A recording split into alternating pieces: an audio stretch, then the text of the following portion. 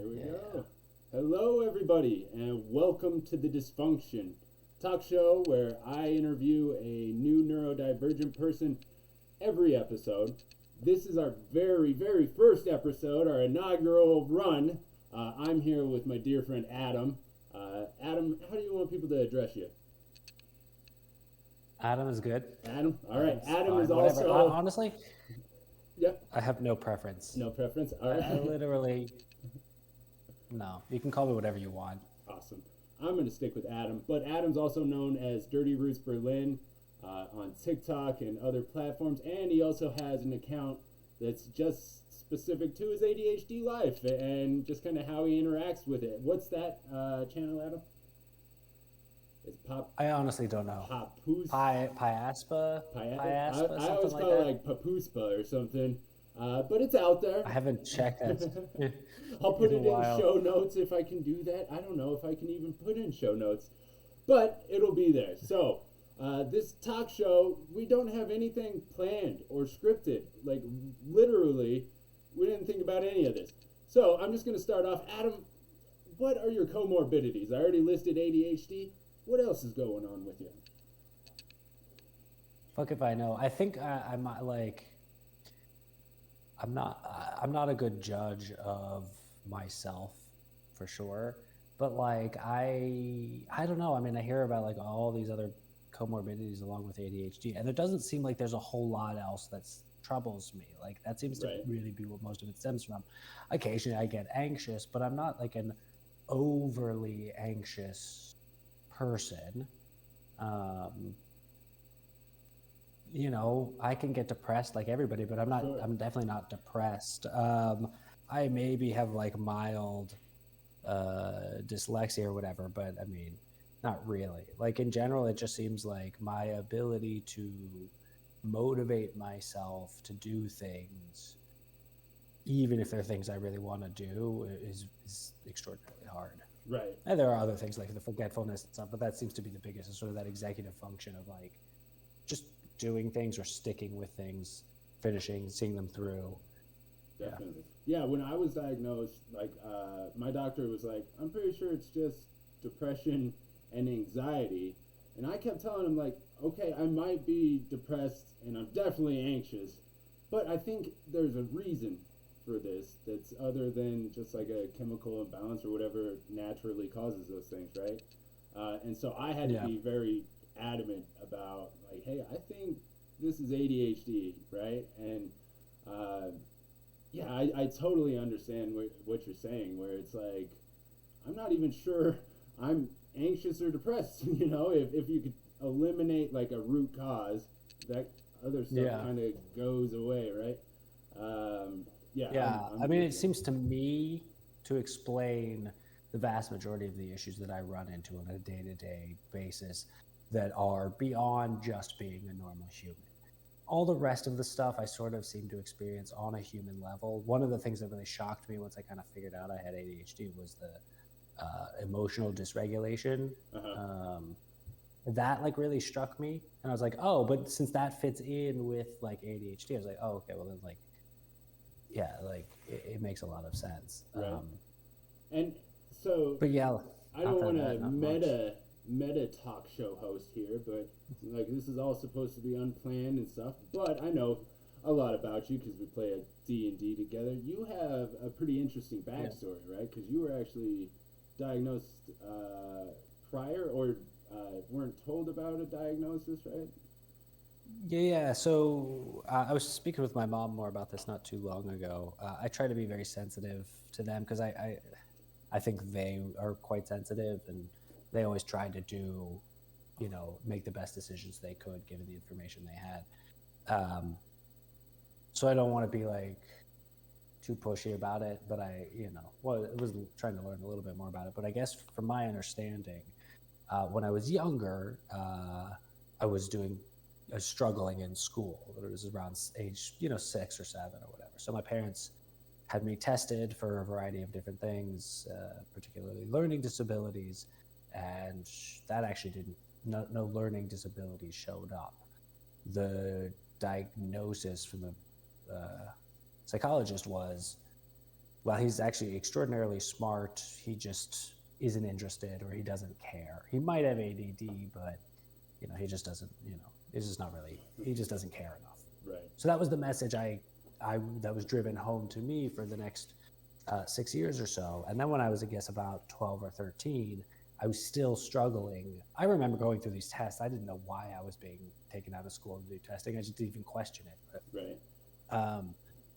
So I would, so I was tested again, and I guess that's really when it was like, it's the same sort of stuff. It's just like, can't focus, can't finish my homework. I would do my homework, forget I did my homework, thought I didn't do my homework, so I didn't turn it in, and I couldn't find it because it's at the bottom of my freaking messy ass backpack, right? Like, and I literally did it, and I'm like, oh, I didn't do it. So I guess that's you're bringing flashbacks for me. I'm feeling that. Ooh, yeah, I know that pain. The amount of time I did my homework, forgot I did it, lost it, and then didn't turn it in. It's just, but yes. So around 12 or 13 or something like that, I think I got like officially like, yeah, it's probably like pretty sure he has ADD. And at that time it was, I think, still ADD or whatever, because I wasn't hyperactive externally. I mean, I can be a little bit very talkative and shit like that, but I wasn't disruptive as far as like impulsive and that sort of stuff. I was much more attention deficit, daydreaming, just, I'm sorry, like I can't, if something doesn't just give me that dopamine, like even if I want it to, it just doesn't, Right, absolutely. Yeah, I get that. It's, speaking of like things that give you dopamine, and you're kind of a jack of all trades. We were going over this earlier in D&D. You've had tons of experiences, and I love that because I have bounced around like crazy, right? Like, I changed majors twice in college. As soon as I graduated, I worked at a job for 2 years, left that, and now I got my hands kind of all over the place. I need to hear just some of the things that you've been involved with, because we were making a list for those of you who are watching along while we were playing D&D, because Adam's like, when I was managing a tea store, or when I was in an acid jazz band, like, it's like, okay, well, you start every story with a different profession. So give me some of the highlights. What are, like, your top 5, different career paths? I mean, they weren't all career paths. A lot of them were just for shits and giggles. Like, I've always considered myself a creative person, and like was always, and I'm very much like, I don't know, there's something about me. If you pose an absolutely ridiculous idea to me, what's going to happen is I'm going to be like, oh my God, that's fucking amazing. And what's generally happens is most people go like, aha, yeah, cool. And then it fizzles out and nothing happens. But occasionally you meet those people that are like, yeah, let's fucking do it. Right. And I'm like, I already said I would. Fuck, I can't back out now. Okay, fuck it, let's do it. And, or just to see like what I can get away with and like fuck around. So I've done a lot of different stuff. I don't fucking know what my favorites would be. Jeez, I'm not really good at picking favorites. Well, so DJing. Acting. I loved acting. Yeah. I did DJ. That was fun for a while. Towards the end, it got really boring. Yeah. I was not a turntablist, and I never would be a turntablist. I don't have that interest, but I do like playing music and putting it together and whatever, building sets and all that kind of stuff. Right. And I was good at it. I mean, good enough that people were dancing and enjoyed themselves and whatever. But towards the end, it got so fucking repetitive. It's like doing the same fucking thing over and over again. Right. And it's one thing to like, if I'm doing it for myself sitting in my room, but it's another thing when it's like 4:00 in the morning, everybody around me is just fucking wasted. Like half of them are like, oh, can you play this song? Oh, do you have anything by Billie Eilish? Like, I do, but I played that song like 20 minutes ago. I can't play it. Like, that's all I have. No, but do you have anything? Can you just download something real quick? Like, right. I've dealt with you, not you personally, but I've dealt with you 150 times. Like, please just leave. But like, and it's at 4 o'clock in the morning. Like I'm not generally up at that time as it is. And so they were always sort of special things. Like I would maybe do 2 or 3 gigs on a weekend, but still it was like, okay, like I'm shifting my whole schedule and then I'm fucked for the next whole day because I'm, So kept myself up for so long, whatever. let me ask you, because it's a very common trait with me, is how do those careers, passion projects end for you? Because for me, like I tell people, like I've never left a job on great terms. Even if I was like a model employee, it always like seems to like get to me at the end, right? And it's just too much for me to take, and it just like blows up in my face. So I'm actually looking for you to just agree with me on that. If you don't do that, don't let me know, because it is a massive trait of mine. Can I partially agree with you? No, I mean, there's a lot of that. There's a lot of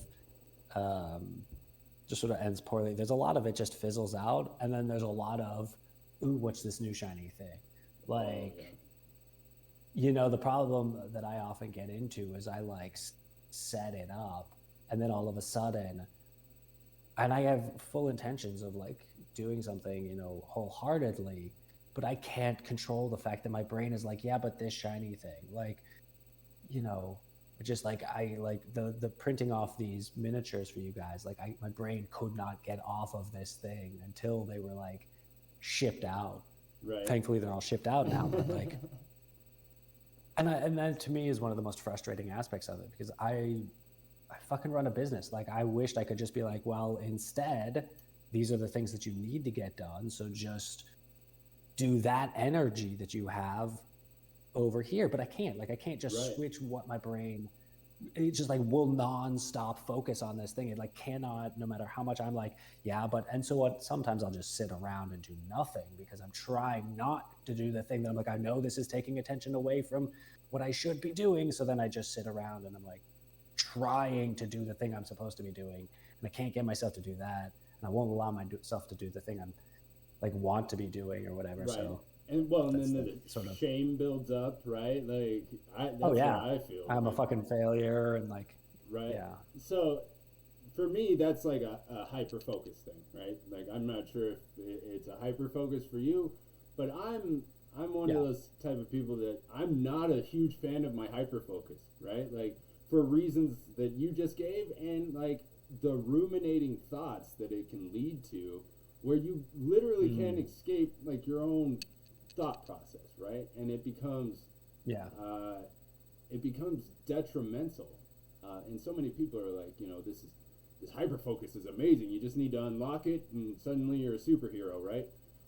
And to me, it's like I actually want to learn how to not hyper focus and not focus on anything. I want a middle ground where I can keep things in the back of my mind, and like prioritize them and just work through what I want to work through.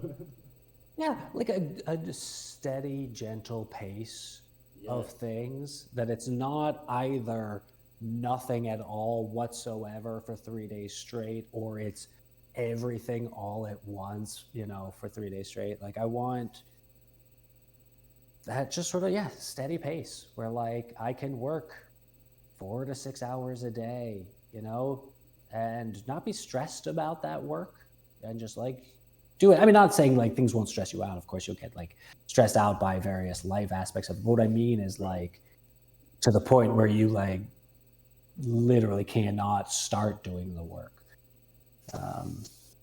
Right. Yeah. Can you hear me better now?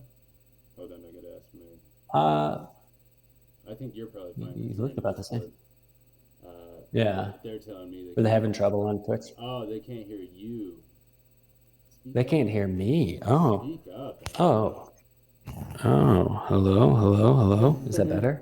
Is that better? That was pretty loud to me. Okay. No, I tuned up Adam. Oh, okay. Well, how do I tune up myself? Look, I'm okay. How about that? Oh. All right. Anyways, that seems really loud in my headphones, though, Lee. Okay. All right. Okay.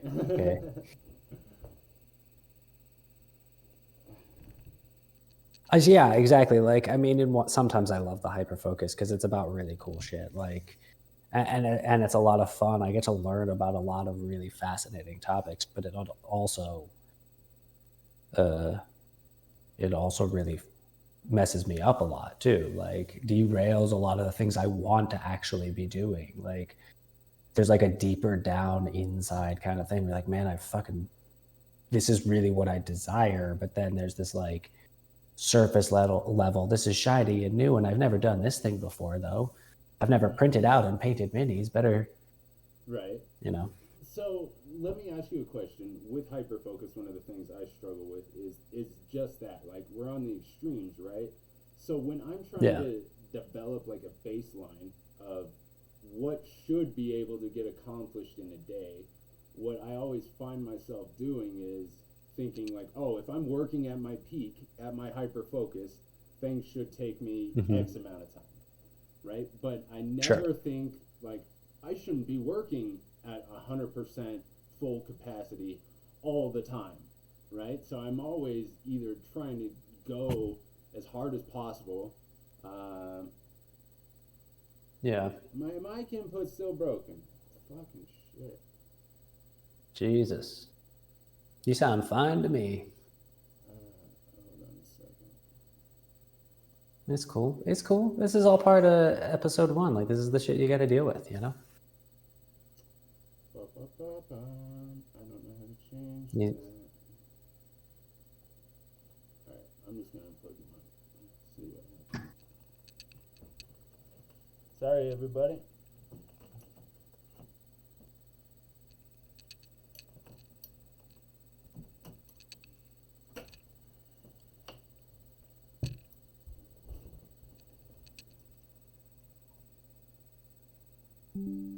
Alright, how's that? To me, that sounds a lot worse. I don't know about those guys, but I am on OBS. Yes, Lee, I unplugged it. Don't worry. Can you all hear me now?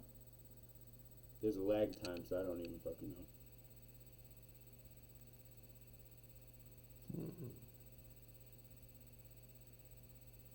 we'll find out, I guess. Maybe, maybe not. Maybe. Maybe they can't hear you at all. Yeah, it's possible. Mic closer to your face. Mic closer to your face, apparently. It sounds like I'm really far away. Because I unplugged my mic. You gotta like plug in your mic and talk right into it like that. Like, hi, hello everybody. You know those people on the radio shows when you see them like, hello and right. today's Hold on a episode second. of Across the Street. You know, this is really my fault. Last night I was testing all this out and I had my camera and everything set up to actually do a test. I was like, oh, this is impressive. I'm actually preparing for things. And I broke my HDMI cable that went to my camera. I couldn't stream at all. Alright, hold on a second.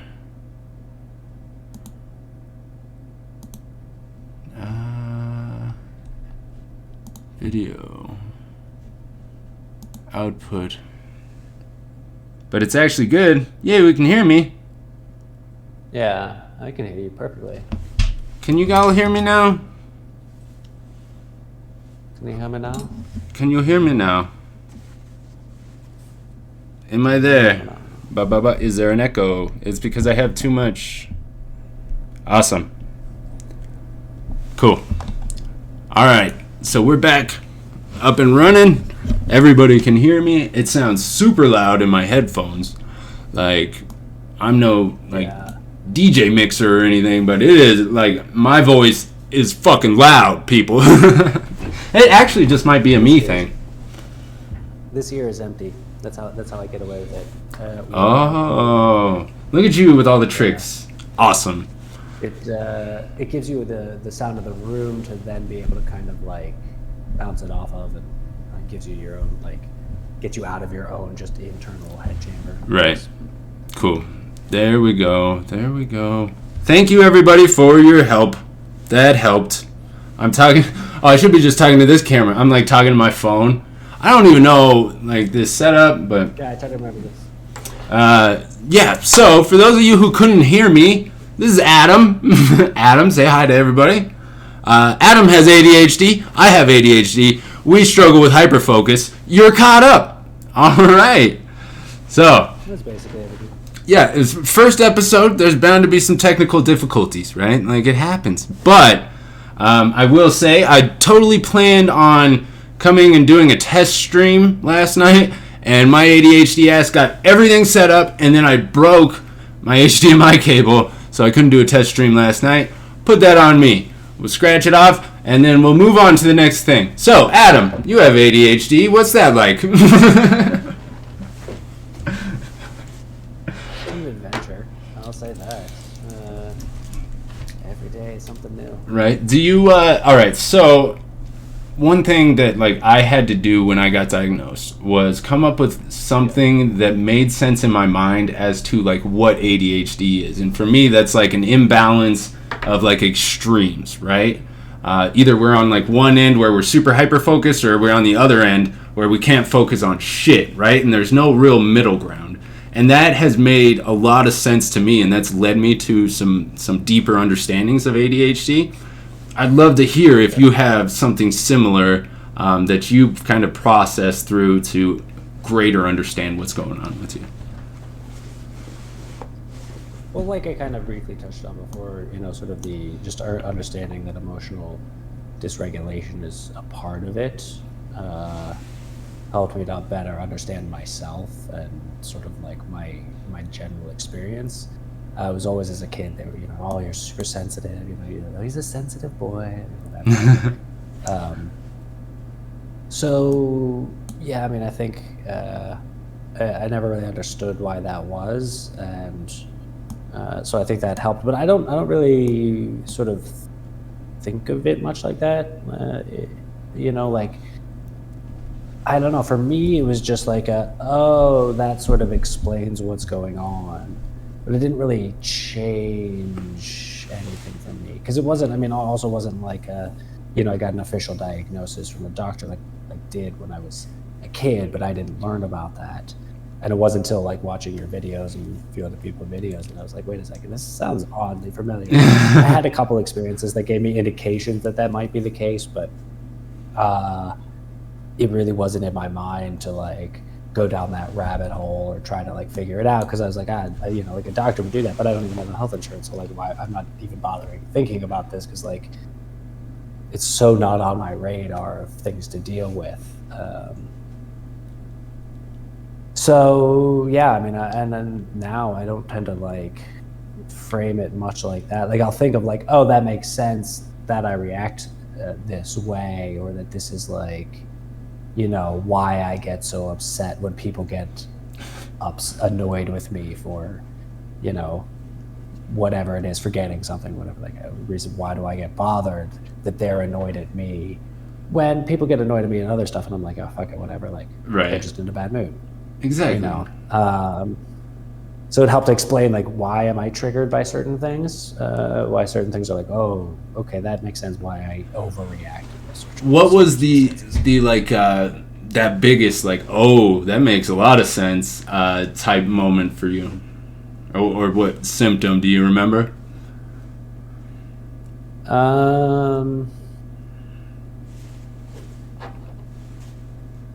Yeah, I wouldn't say that there was like a specific symptom necessarily, but just sort of going through. I remember going through like, before I asked my parents, like, hey, by the way, I remember being tested.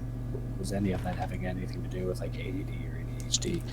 I remember taking like those online assessment things, and like reading the questions, and I was like, every single one of those, not every single one, but like, say it was 30 questions, 29 of them or 28 of them, I'm like, extreme, like every day, like all the time, every day, like every day. Mine was such the same way. This is my life. This is how, like, and to be like, oh shit, like even in just seeing that, of being like, before I got the results of the test, and it was always like, yeah, highly probable you have ADHD.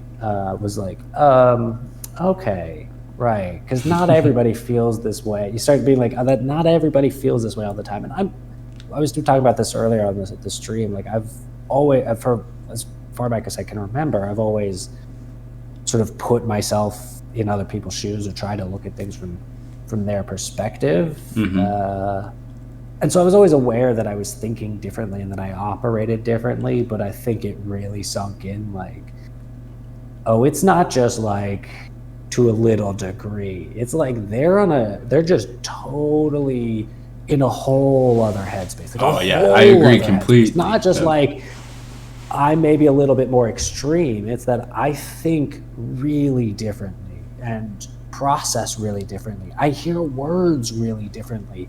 I see things very differently. The way I process visual imagery and stuff, like, the fact that I can look for something that's right in front of me, and not be able to see it. Or like somebody, my girlfriend would be like, hey, can you pass me that thing? And she'll point at it and I'll be like, what? It's not there. She's like, it was literally right there. And I'm like, no, it's not, Right. I literally, my visual processing is different. So I think that really struck me as just how different it was, because I also want to always sort of find a middle ground and be like, well, okay, yeah, but they're doing that because they've experienced X, Y, or Z, perhaps, and and so I always want to like bring it back to sort of a middle ground and sort of meet in the middle. And I'm realizing like, oh no, it's further apart in a lot of ways than maybe I realized. In a lot of ways, it's not, but like, yeah. Right. I completely agree with you. It was shocking to me. So I wasn't the type that realized that other people were doing things different than the way I was doing things.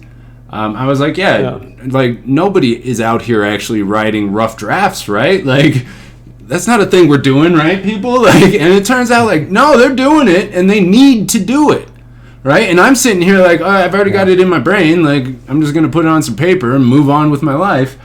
And so when I got diagnosed, like, I spent a lot of time and just, like, almost interviewing my wife.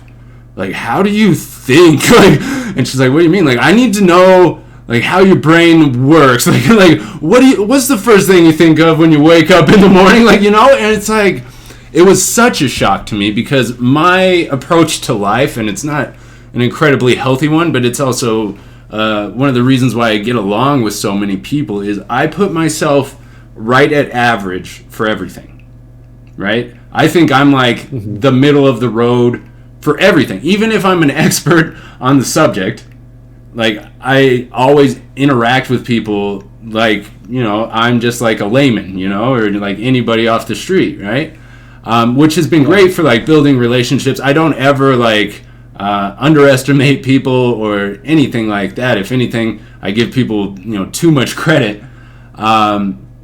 But it's also caused like this kind of like negative self-image of myself that I've had to try to break because I've realized I don't think the same ways as other people, and it's not like normal to stay up all night and think one single thought through for 6 hours while you can't sleep, right? Like I did a few TikToks of I really thought that my wife might have like a sleep disorder. I'm like, you're sleeping all the time. Like, you get home, you go to bed at 9 o'clock, you wake up at 6 o'clock. Like, who needs that much sleep? I'm going to bed at like 2 in the morning and waking up at 6 o'clock. I'm like, oh, there's something going on here. I think we should go get her checked. And turns out, like, my sleep pattern, and that's exactly what I'm talking about, is I assume, like, what I'm doing is normal and average and baseline for everybody. And it becomes a problem because I don't even think, I used to not even think about people processing things separate or different than the way I do. So it was a major eye-opener, like one of the first. And if you go back and watch like my TikTok videos, you'll see videos of me like asking people how they think, because that was when I was asking my wife how she thinks, and like discovering that everybody thinks differently, and it's not like a little bit different, and everybody's like a variant of the same thought process. It is just completely night and day between every single person. And that, I mean, as somebody who's 33 years old and never putting that together, it was a shocker to me. I bet. Yeah, it sounds like it would kind of throw you for a loop. I didn't really have that luxury in a sense. When I was a kid, the environment that I grew up in was not. I mean, my family was great, but the school environment, the town that I lived in was really not good for me. I was terribly bullied. Like, Oh man, I'm more sorry. so than. Hey, I mean, it's helped shape me into the person I am today. Right, to this I really amazing appreciate meme lord DM that kicks ass. Well, you know, I like myself, so it's not. I like you too. Not that bad of a deal, but it was. Yeah, I mean, it was pretty rough. But I learned at a very, very young age I was different from everybody else around me. That, like, even from my friends, my super close friends, I was just like, I was always off, like a little bit odd. Right. Like, not as I got older and I learned to mask more and shit like that, like I learned how to like tweak myself so that it, and then I moved, which also really helped. I moved and I was like, oh shit, I get to reinvent myself and become a new person and nobody fucking knows me from, the past 10 years. Right. Cool. I'm going to be a new person. And so I did. I mean, not entirely, but like. Oh no, but I Did a lot. totally understand what you're saying. Took that opportunity to get out from like my old reputation. Right. So I do want to ask about masking because it's a concept that is still I still haven't totally wrapped my brain around. So I'd love your perspective on it, right? So you just said like, your masking helped you. It was almost like a survival instinct, right? Yeah, absolutely. Right. Absolutely. So there are some benefits to it, right? And all of them are externally focused, right? It's not internal benefits by any means. It's incredibly damaging internally. But once you got diagnosed and you or not diagnosed, but once you got a better grasp of ADHD and masking in general, how do you view it? Because obviously it has helped you in certain ways, or otherwise you wouldn't do it. But it's also like, hiding yourself and concealing like the deepest parts of yourself. So I'd love kind of your input about it. Yeah, so I've got a couple of things to say about that. One is my journey through that sort of actually had nothing to do with ADHD directly. Rather, I was doing a lot of acting from about the age of 6 to 18. I was acting quite regularly. And at some point when I was, 15 or 16, I remember being at a party. So I must have been about 16 years old. And I was at the party and I was really nervous to be at the party because this was at the new city where I had moved and I'd sort of changed my personality. But what I had ended up doing is I had changed my personality for every group of friends that I had. Oh, and so I was showing up to a party and there's going to be a bunch of different groups of friends that all know me as somebody completely different. And I remember thinking about that and sort of wrestling with that and being That's like, well, who am interesting. I in all of this? Like I am somebody to this person and I'm this to that person. And I mean, I think in one sense I was overanalyzing it to some degree, as I have a tendency to. I don't know if overanalyze, I don't really like that term, but I was analyzing it more than, say, an average individual might. But I was also sort of gave me that separation, and I was thinking, like, when am I ever myself? And then I was thinking about acting and how those are all roles, and actually everything I'm doing in my life is a role. Doesn't matter who I'm around, it's just a different role based on who I'm around. So I had this sort of identity crisis at the age of 16 of like, who am I, and that sort of stuff, and came out through that masking less, but still masking a whole lot, and realizing, well, maybe that was a part of me, like maybe that's like a part of who I am, is I'm a bit of a chameleon and I can adapt and change my personality for these things. And to some extent, I think that that's still possibly true, except for the part where you said, like you said, it's quite damaging. And the fact of the matter is, I still do it to this day. Like, God, I'm so impressed by my girlfriend. Like, if she feels a way about something, she just says how she feels about something. Right. God, I wish I could fucking do that. Like, Me too. Like, no, I don't. I don't like this. Like, what? Like, You mean you're not just gonna sit here in silence and struggle about it? Exactly. Try to think, well, like, where are they coming from in this position, and like, what are they thinking? And I want to make sure that I take, like, just no, like, this is how I feel about it, and like, fuck, like, it's, to me, that's a superpower. Like, I wish I could do something like that. So, yeah, I mean, I still do it a lot, and it's definitely not something I like or enjoy.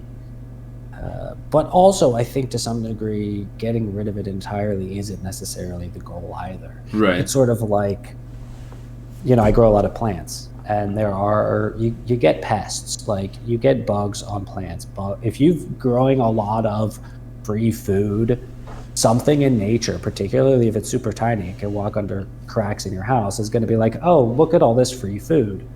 And no competition, also no predators, like, it's going to happen eventually, right? Right. And so then usually the first, as a new plant grower, a lot of people then sort of freak out and they go the route of, we've got to exterminate all pests and get rid of every last thing. Everything's going to be soaked in neem oil and put into quarantine in my shower. I won't shower for a week because my plants will be there so that no other bugs get in and rust. And people who are like, horticulturalists or, people with greenhouses that have grow plants commercially, so they realize that there's the term pest management. It's not pest eradication. It's right. Like, how do we manage it right. to the point where it's a part of the system? Like, let's not lie to ourselves and say neurotypical people don't mask, because they're masking all the fucking time. Sure. They're masking, maybe not to the degree, or maybe it's not as damaging, or maybe they don't realize how damaging it is. But let's be honest, most neurotypical people still mask to a degree. There's that what they want. Whether it's, maybe we do it so that we don't get the emotional damage. What we want is to not be emotionally damaged. And a lot of times it's, for a neurotypical, maybe it's not that. And maybe it's, oh, well, I want to get this external thing, so I'm going to be nicer to Susie so that she greases the wheels when I have to talk to Billy next week, right? Yeah, there's but that, it's a pretty famous, I think it's a Japanese proverb of like wearing 3 different masks. It's the mask you show everybody, the mask like you wear like among your friends, and then the mask you don't show anybody, or the face you don't show anybody. So I do think it's prevalent among everyone, right? But it's a different type. Just like you were saying, motivations behind it, the consciousness of it is a major factor in that too. I think, and something that you just kind of reminded me of, is the fear of, for me, I always tried to avoid attention. So even in the way I dress, in the way that I like... It's like the opposite of me, but okay. Right, like out in public, like I try to just be a part of the crowd. The last thing I want is anybody to notice me or like make a big deal about me or anything like that. So I've realized a lot of my masking has to do with like neutralizing some of like the extra traits I have, the loudness, the impulsive interrupting, things like that. I'll only interrupt if I know I'm right about it, number one, and two, if like somebody else is just like pissing me off. Like it takes a lot for me to speak up about anything, and that's because I don't want that attention on me. And that is for me that in D&D, which I think is interesting. Right, and I do it on TikToks too. Like I'll spend, well, I mean, look at this platform, right? Like I'm highlighting other people in an effort to do this, because if it was just me coming on here, I don't know if I'd want to. Right? Like I feel that anxiety about it, even just talking about it. But yeah, I think I just connected right now that. So I think this talk show is already a success because it's helping me with my mental health. episode. All right. But absolutely, I'm so great glad guy. you said that. Like, I am the type of person that will downplay myself constantly just because I don't want to stand out. I don't want to be noticed. I don't want to be called on in class. I don't want any of that. I want to be left alone. And I always tell people, like, I will never judge you. I will never judge anybody. I'm too worried about myself being judged. So if we could have an agreement where you do whatever the fuck you want and just don't judge me about what I'm doing, we're going to be good. Right? And that's, I mean, it's led me to be very open with people. Yeah, it's led me to be very open with people, but it's also led me to be ignorant about things and other people, because I'm just like, okay, yeah, just go do your thing. Like, I don't care what you're doing. I'll even stand in the street if you need me to and yell at the top of my lungs for you to do what you need to do, just as long as you're not looking at me and judging me. And, like, it's that RSD factor. And I tell people all the time, like, I am ruled by my RSD. Like, I just get so uncomfortable, even, like, thinking, like, a room of people having their eyes on me, you know, things like that. Which is interesting because you feel very comfortable doing the stream. It seems like, and doing this stream as well, like doing the but I'm not talking to people. That's the thing. That's what's so great about TikTok. I'm not talking to anybody. I'm talking to a phone. Nobody's in my kitchen with me, over the sink with me. I'm not thinking about the masses of people that are going to see this video. I'm literally just talking about things in my life to a camera. But, like, you put those, you know, I have enough followers to fill a stadium. If you put all of those followers into a stadium, I am not walking out on the field. You know what I mean? Like, I don't know what it is. But I'm very much the opposite. Like, I think partly it was maybe because I learned at a young age that it was different and I was going to stick out. So maybe I learned, I don't know, but maybe I was like, I learned, like, I'm going to stick out anyway. I might as well. And I can't control the fact, like, I've tried my whole fucking life. Like, oh my God, you don't know how hard I've tried to stop talking so much. Like, right. I can't do it. I don't even realize I'm talking until I'm halfway through saying whatever the fuck I'm saying. I don't even know what I said at the beginning of what I said when I started talking, and I don't even know where I'm going to go. I'm just going to notice that it's still going, and then at some point somebody will interrupt me. Like, the thoughts will just stop coming, and then I'll wrap it up.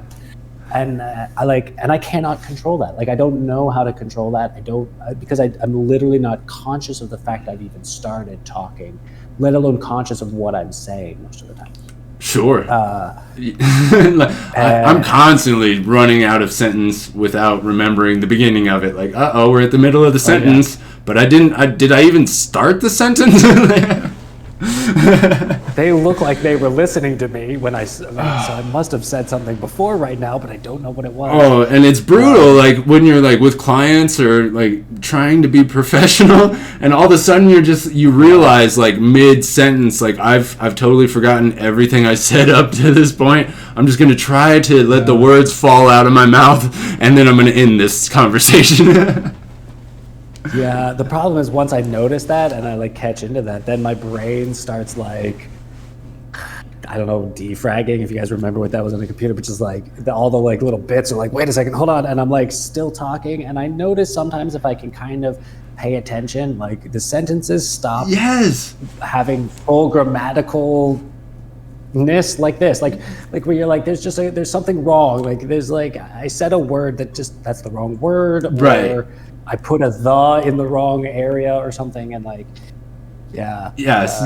I totally feel that, and being lost inside your own thought while you're speaking it to somebody is I don't think very many people are familiar with just how uncomfortable that is, because there's a moment of panic that, you know, internally, like, oh shit, I'm gonna run out of words to say. Like, I got the next 3 words prepped and ready to go, but I forgot where I was before, and I don't know where I'm going after.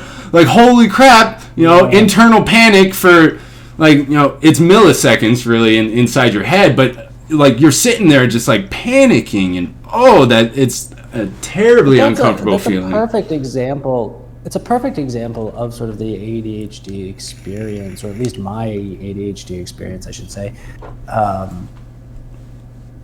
because it's not just with talking. Like, I've thought about this so many times, even just today, but I think about it every day.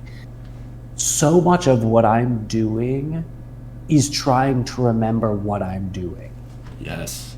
I'll walk, I just know that I don't know, that I'm not going to remember why I walked into a room.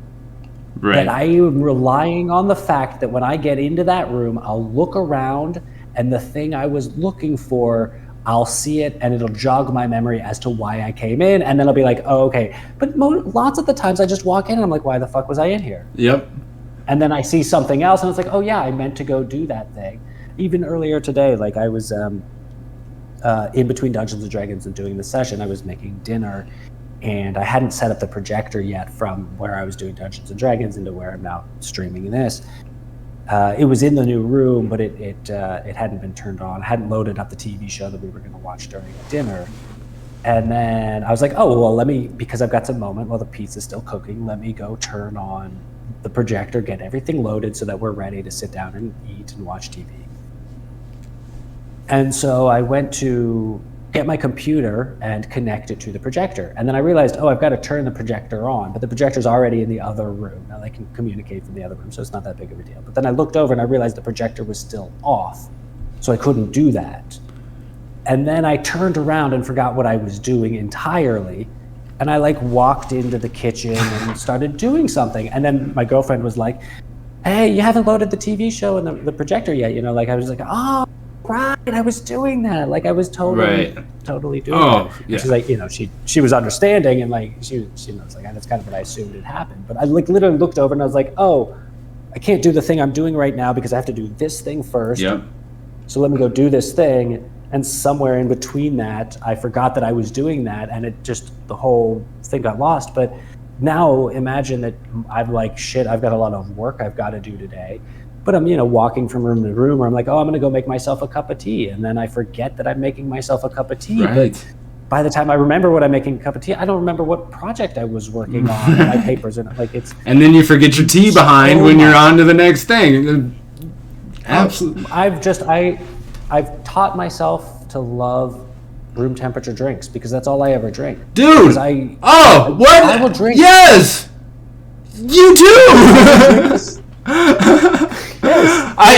It's the same fucking drink for the past 4 hours because I forgot that I was drinking it. But I'm not gonna waste it. It's good coffee. It's good beer. I tell my wife, she's like, do you want me to put all these monsters in the fridge for you? I was like, it really doesn't matter. It really does not matter to me. And when I drink something like ice water, I'm like, holy shit, that's refreshing. Why don't I do that more often? But I've never heard anybody say that. But yes, absolutely yes, Adam. Yes, I'm the exact same way. Alone. Oh, yay! This talk show is a huge success. Huge. We're going to the moon. Awesome. Oh, I can't believe you said that. Yeah, I've never even thought about that, but it doesn't bother me. I've just become accustomed to it, and then when I do have a cold drink, I'm like, damn, that's refreshing. I should probably drink more of these. I took a sip of coffee. I don't know if it was yesterday or the day before. I just brewed it or whatever, and made it, and didn't even take it to the other room. And I just said it, and I was like, "Oh my god, that's hot!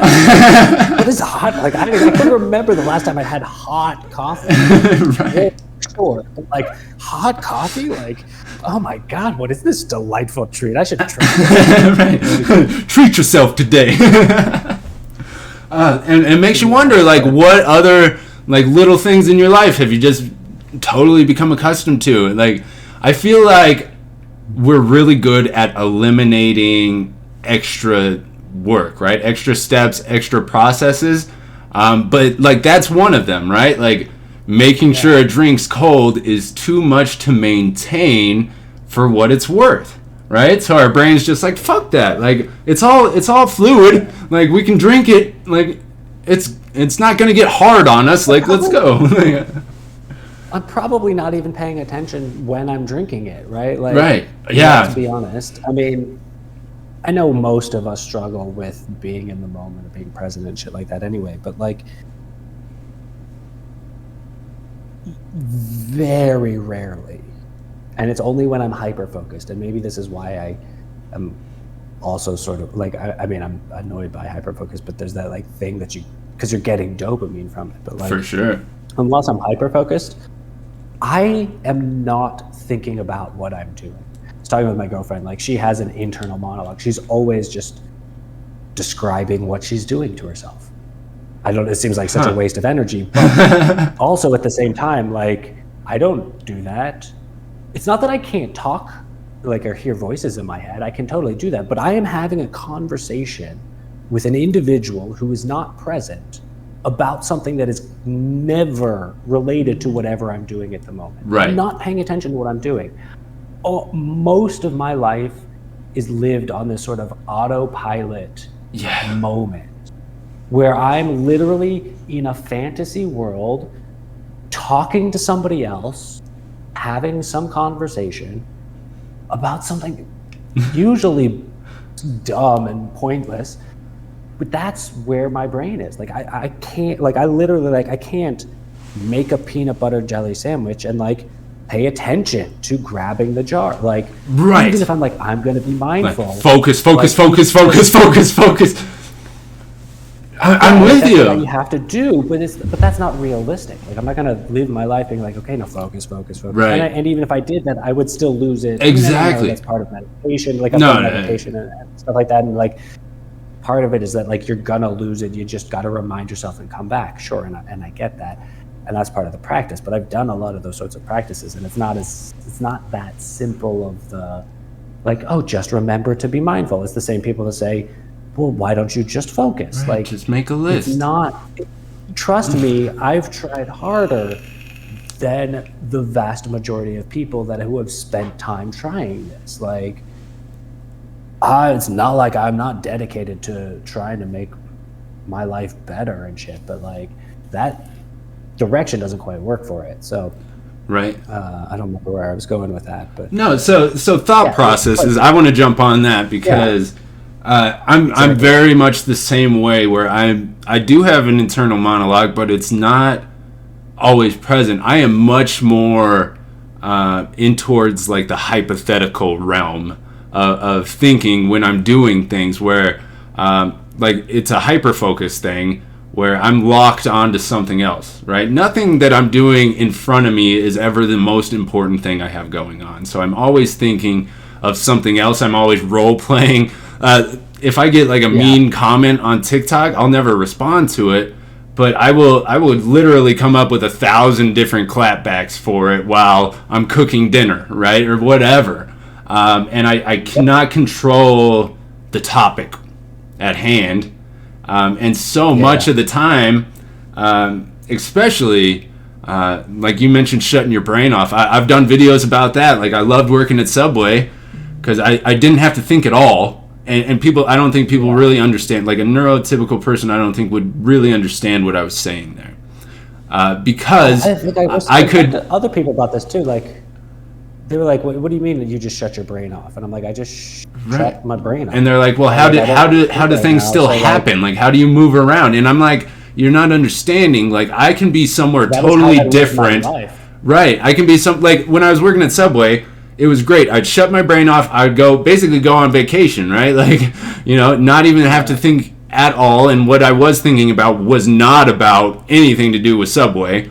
And people would literally say tomatoes, and my hand would go grab tomatoes, put it on the sandwich, right? And it wasn't a conscious thought of mine. It was literally that autopilot. And I could work 10, 15-hour shifts, no problem. It was great. So people were telling me exactly what to do, and I could just focus on shit outside of work while I did it. Yeah, exactly. No, I'm with you a lot, and I was even then going back to sort of thinking about like processes, how minds work and stuff like that. And like, I'm also not even generally paying attention to that conversation, which isn't even about what I'm doing, right? Like, I'm not paying attention to what I'm doing.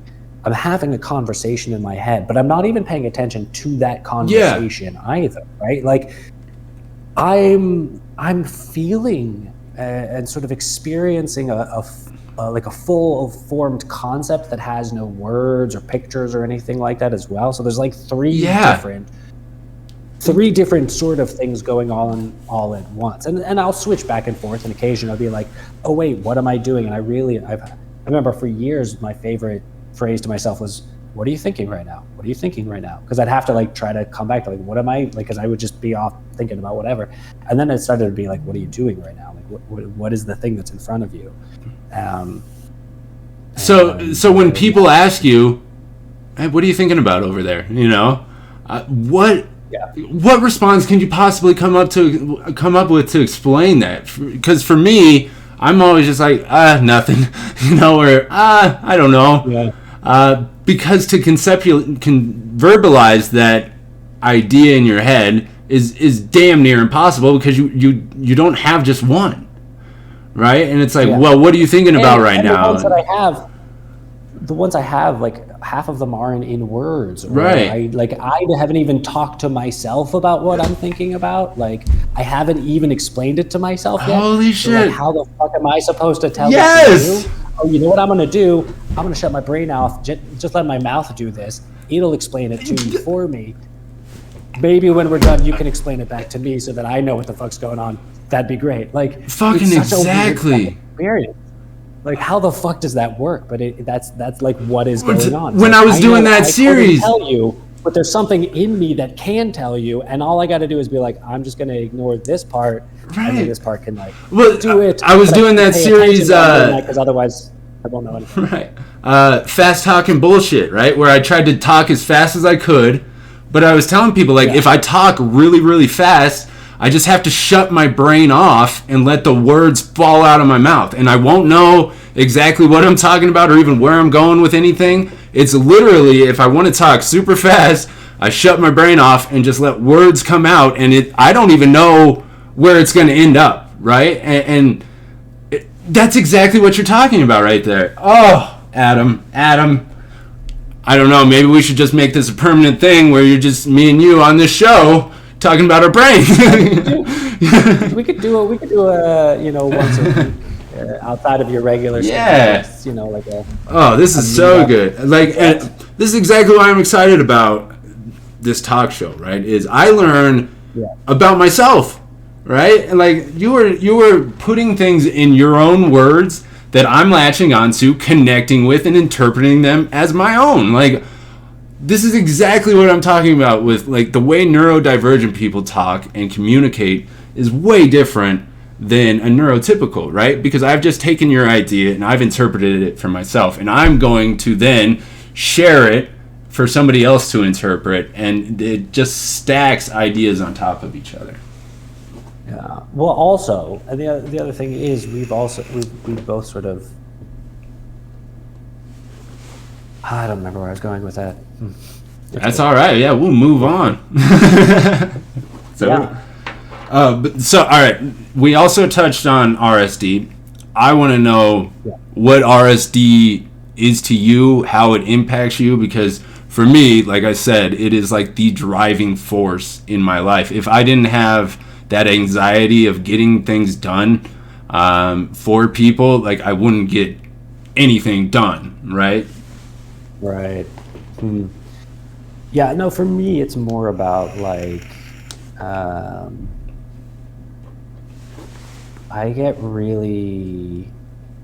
feel really rejected when people get annoyed with me for things that I can't control.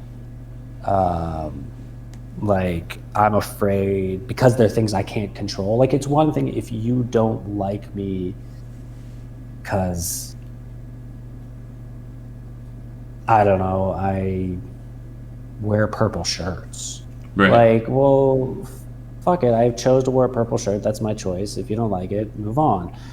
But if you're like, oh, I don't like you because you talk too much, well, then I'm like, fuck, I can't control that. So just my person as a person, who I am as a person, hurts other people. By my existing, I have now made somebody else's existence worse. Yeah. And so because I can't control these things, those are the things that when people get, and these are the things that more often than not, are the things that people get annoyed at me for. Yeah. One, I'm pretty good at masking a lot of the rest of the shit, and I'm generally a pretty nice person. Like I'm generally very caring, and of course you are. As considerate as you can be with ADHD. Like I forget a lot of shit, or I don't do shit I'm supposed to, or whatever. Like, or I leave shit out all the time, or whatever the case may be. But I try to be as considerate and kind to everybody as I possibly can. Whether I know you or not, you're a human being and you deserve love and respect. Right. That's so. I'm going to share a story, and it goes right along with what you're saying. When I was in banking, we had a meeting, and during that meeting, I got pretty animated. I was really excited about the topic. I thought I was helping a lot of people. And my boss pulled me aside after the meeting. He said, "Spencer, I love your passion. I love your energy." And this is all before I was diagnosed and had any idea what ADHD was. He said, "But you got a tendency to be brash and kind of loud with people, and it's very off-putting to people." And I said, what did I say that was wrong? And he said, "It's not what you said, it's how you said it." And internally, like, I started panicking because my brain is like, well, who fucking cares how it was delivered? I was giving great information. Like, it shouldn't matter. It shouldn't fucking matter, right? If we separate ourselves from all of it, like, that information I gave was so important and helpful, but people were just like off-put by me being excited and loud about it. Well, and that's the thing, is it wasn't because you were being an asshole about it. It wasn't because you were being like, this is fucking right and you better fucking listen to me. It's because you were passionate. Right. And when you got passionate, you got excited. But this is, and then people, for me, this is a message I got from a young age, like about the age of 6. This is from every school teacher I had school teachers that were horrible bullies to me. Not just the students, like actual teachers. They were horrible bullies to me. And it was a lot of that sort of because of that stuff, because I was too loud, I was too brash, I talked too much, I made dumb comments in class or whatever it was. Or like, I would get too excited about something and they'd be like, you just need to calm down or whatever. But it was that, like, oh, like, you mean when I actually feel good and comfortable and am expressing myself in a way that finally fully feels like authentically me and free, you all fucking hate it. Right. Oh, God. Oh, you're literally gonna shove me in my locker for my whole lunch period because I'm that annoying. And then it slowly builds into like, well, there must be something wrong with me. Right. That internalization. Anytime anybody gets upset at you for those sorts of things, and people are allowed to get annoyed. Like, they have the right to get annoyed. Something can annoy them, and it could be that some dumb thing I did. But it gets so internalized of like, shit, my existence is causing the world pain. Right, and you know, and then you developed a mask. You developed a mask to compensate, but that internal pain that you felt is still there. You're just burying it for other people, right? It's not for your benefit. Like, you are always holding on to that. I convince myself it's for my benefit because it's less painful than right. In the short term, maybe. But it's not. Right. Yeah. No, I mean. In the very short term. Yeah. But very quickly, you end up having to readjust your whole life. You have to ask other people around you to readjust their lives and how they, interact with you. And I mean, there are always going to be some times when you need to tell people how to not interact with you because they are literally being abusive.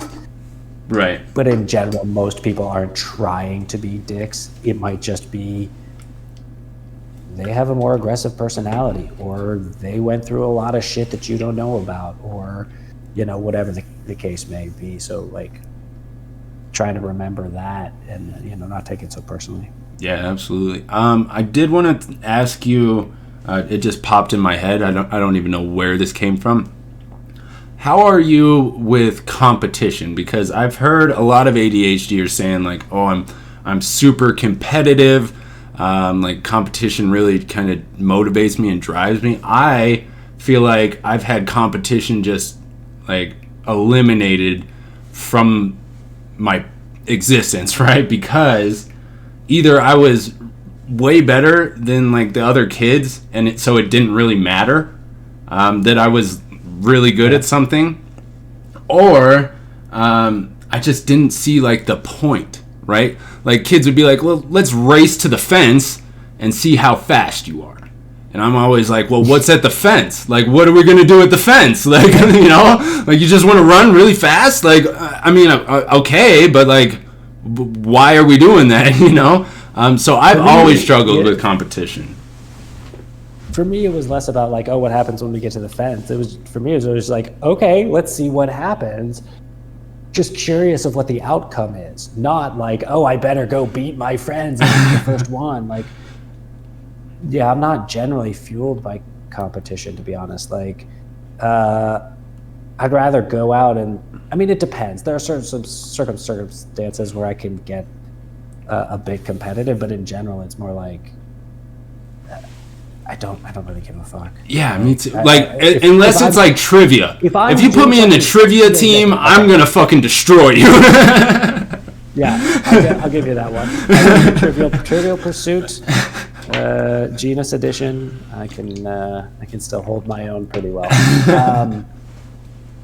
But yeah, no. In general, like I mean, if I'm not gonna have fun purely doing the thing anyway, competition, that's a great way to say it, isn't gonna make any difference. Like I'm not gonna want to do the thing if I don't enjoy doing it. Like say we're like, hey, let's go play tag football or whatever. Like if I don't enjoy playing tag football with you guys, I don't give a shit who wins or loses. Right. And if I do enjoy playing tag football with you, I don't give a shit who wins or loses. Right. Like, yeah. Just for two different reasons. Right. You know. Totally. Yeah, and that I think I thought of that just because I've had people that I've worked with that use that competition as like a status symbol, right? And it's huge in like banking, in real estate. Like, how many deals did you do last year? How many of this? How many of that? And like the thing that really bothers me is people put the expectation that I give a fuck about competition, right? They come up to me and they're like, hey, I closed 30 deals last year. How many did you close? And I'm like, I don't keep track of that. Like, why do you need to keep track of that? Like, it's already done. Like, what are you doing tomorrow? Like, I don't know. Like, it's just so odd to me that people, like, expect me to be that competitive person. I felt the same way about, like, when you know those guys, like, they want to, like, sex talk with you. Like, oh man, did you see so and so? Like, she's so fucking hot, right? Like, right. What the fuck are we doing here? Like, who do you think I am? Like, when have you ever heard me talk like that? And when do you think this is not something I enjoy? I don't have fun doing that to women. I clearly do, which is weird, and most women don't like it. But like, why are we in this? This is weird. And just the automatic assumption of like, well, dude, you're a guy, so you must be into chicks, and therefore you must be like, don't get me wrong, it's not like I'm not hypersexual, but like, keep it to yourself. But I'm so with you, like, exactly. I was telling my wife, she was like, I'm sure you guys talk about all these things. I'm like, I don't talk about any of that with my friends. Like, we talk about like what we're doing in front of us. But like I've had like some of my best friends, I don't even know their spouses' names, right? Like, you think I'm gonna talk about their sex lives? Like, it was when Donald Trump was running, and he's like, "Oh, this is just locker room talk," right? And I was like, I never fucking heard that in my entire life, right? And then like, I get diagnosed with ADHD, and I'm starting to think maybe there's some douchey guys out here who are actually talking this way. But I've never experienced it. Like, I've never been engaged with it. But it's like, I have. It's shocking. It's like learning that people think differently than you. I always thought it was like a movie trope or something, like legit, like, because I've never engaged with it. I've heard like some talk and stuff and some jokes in locker rooms and stuff. Oh yeah, but never like, jokes are one thing, but right, never like hey, like, let's go score some chicks and then, like, you know, bang them and ditch them. And I don't even know how to talk that way, you know? It's like, I can't even give a good example of it. Like, I remember I was in university, and we were taking a break at one of our courses, because particularly in film school, a lot of the courses were 4 hours long, because you'd watch an entire film and then you talk about it, right? So I remember we were taking a smoke break at one of them, and I was just me and one other guy that went out smoking, and so we were just sitting there smoking or whatever. And he just like is an old flip phone cell phone. And he pulls out this cell phone. He's like, "Oh man, check out the tits on this like chick I banged." Like, I've never talked to this person in my life. right. Now you're just whipping out your cell phone and showing me nude photos of somebody I've never met, don't care about meeting, don't want to see. She probably doesn't want me seeing these. Like, what the fuck are you doing? Right. This is an invasion of her privacy. Right. But also, you're fucking with my shit too. Like, I'm probably not the victim here, but like, still, what the fuck is going on? Like, and it's just, but it happened to me a lot. I mean, not a lot, because most of my friends were not like that. Like, I don't tend to hang out with dudes who are right. Exactly. You filter them out pretty quick. Like, oh, there are actually guys like that. Right. Okay. They actually do exist. Okay, shit. Right, and like most of us don't do dirty erotica talk. Right, like I'm not like the type of guy who has like sexy calendars up or anything like for me, I don't understand the people who can have a spouse and hang another picture of a woman up.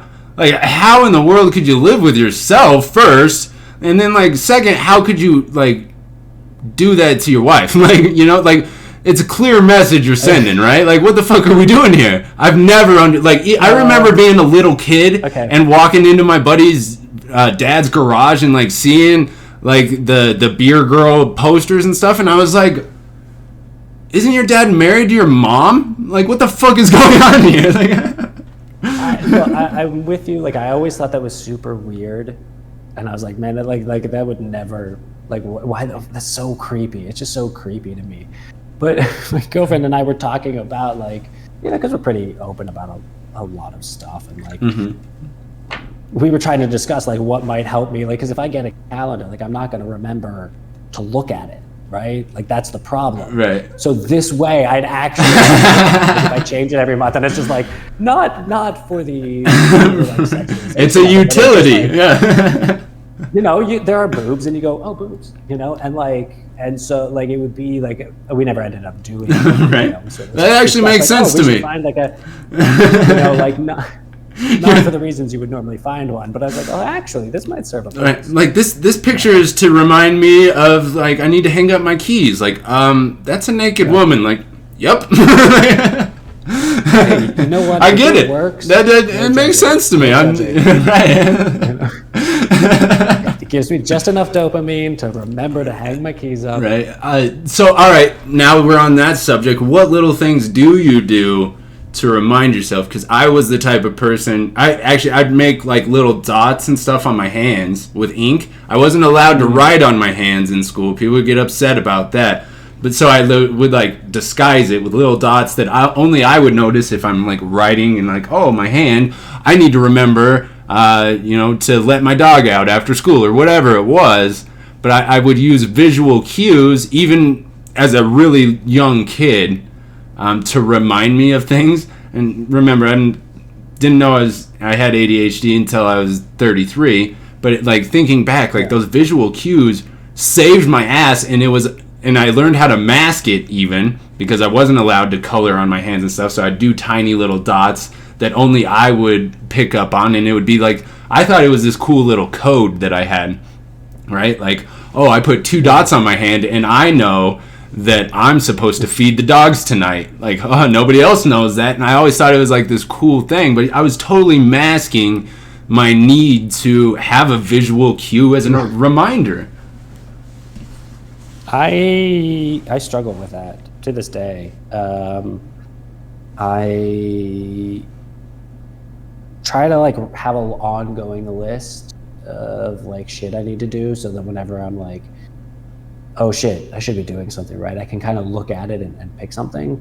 Problem is I that list gets moved around so often, I lose it a lot. Right. I have to start over. I'm sure there's plenty of things that were on that list at one point that just never got done, but, and I forgot about them and they're gone to the ether. Right. Maybe a court date or some shit I got to go to. They'll send me a letter if it's a problem. Yeah, for sure. No, my mom used to but, say, you know, like, you don't pay the bills part until of it is- they're ripe, because the bills would come in pink when they're past due, and then that would be her visual reminder to pay the bill. Yeah. Well, I mean, yeah, for a lot of stuff for me, like, I try really hard to kind of keep that list. I know some things are going to get lost, but I've also now, I mean, I'm 38 years old. If it's actually super important, somebody will contact me again. Right. Right? Like, somebody will contact me again. And sure, maybe it's annoying because I missed an appointment or I forgot to pay a thing and therefore have a little bit of a late fee or whatever the case is. But somebody's going to contact me again. And if it's so fucking important that, like, I get in so much trouble and nobody bothers to contact me again for it, it's probably something that can actually be sorted out. Right. Right? Like, I've more just come to terms with the fact that I'm going to get done what I get done. That's beautiful. And I really wished it was a fuck ton more. I want it to be a lot more, but at the end of the day, like, let's be realistic. I'm only going to get so much done. And I'm going to forget a lot of that shit. I'm going to do my best not to. But, like, usually somebody will remind you. Dude. Yes, there's going to be some ADHD tax involved with that. Sure. But we already know I've got to pay an ADHD tax anyway, so why waste too much energy worrying about, oh shit, did I forget to do something? It's not to say I never have that. We all, as ADHDers, have that, like, oh fuck, I know there's something I should be doing and I cannot remember what it is. But in general, no, I totally feel I let that go a lot. That's all right. So that is, I'm going to say this right now. That's a skill that you have right there. Allowing yourself that grace is massive, Adam. Like that is incredibly healthy, and it's something I really struggle with. Like, I internalize every single bit of it, right? And it feeds my anxiety. Like, I am a very, very anxious person, and it's because of that. Pretty much that on itself, right? That my RSD is, like, so terrified of disappointing somebody or failing at something, and when it does happen, it like proves me right, and that is more damaging than anything about ADHD for me. It's that I internalize shame that I have no fucking business internalizing.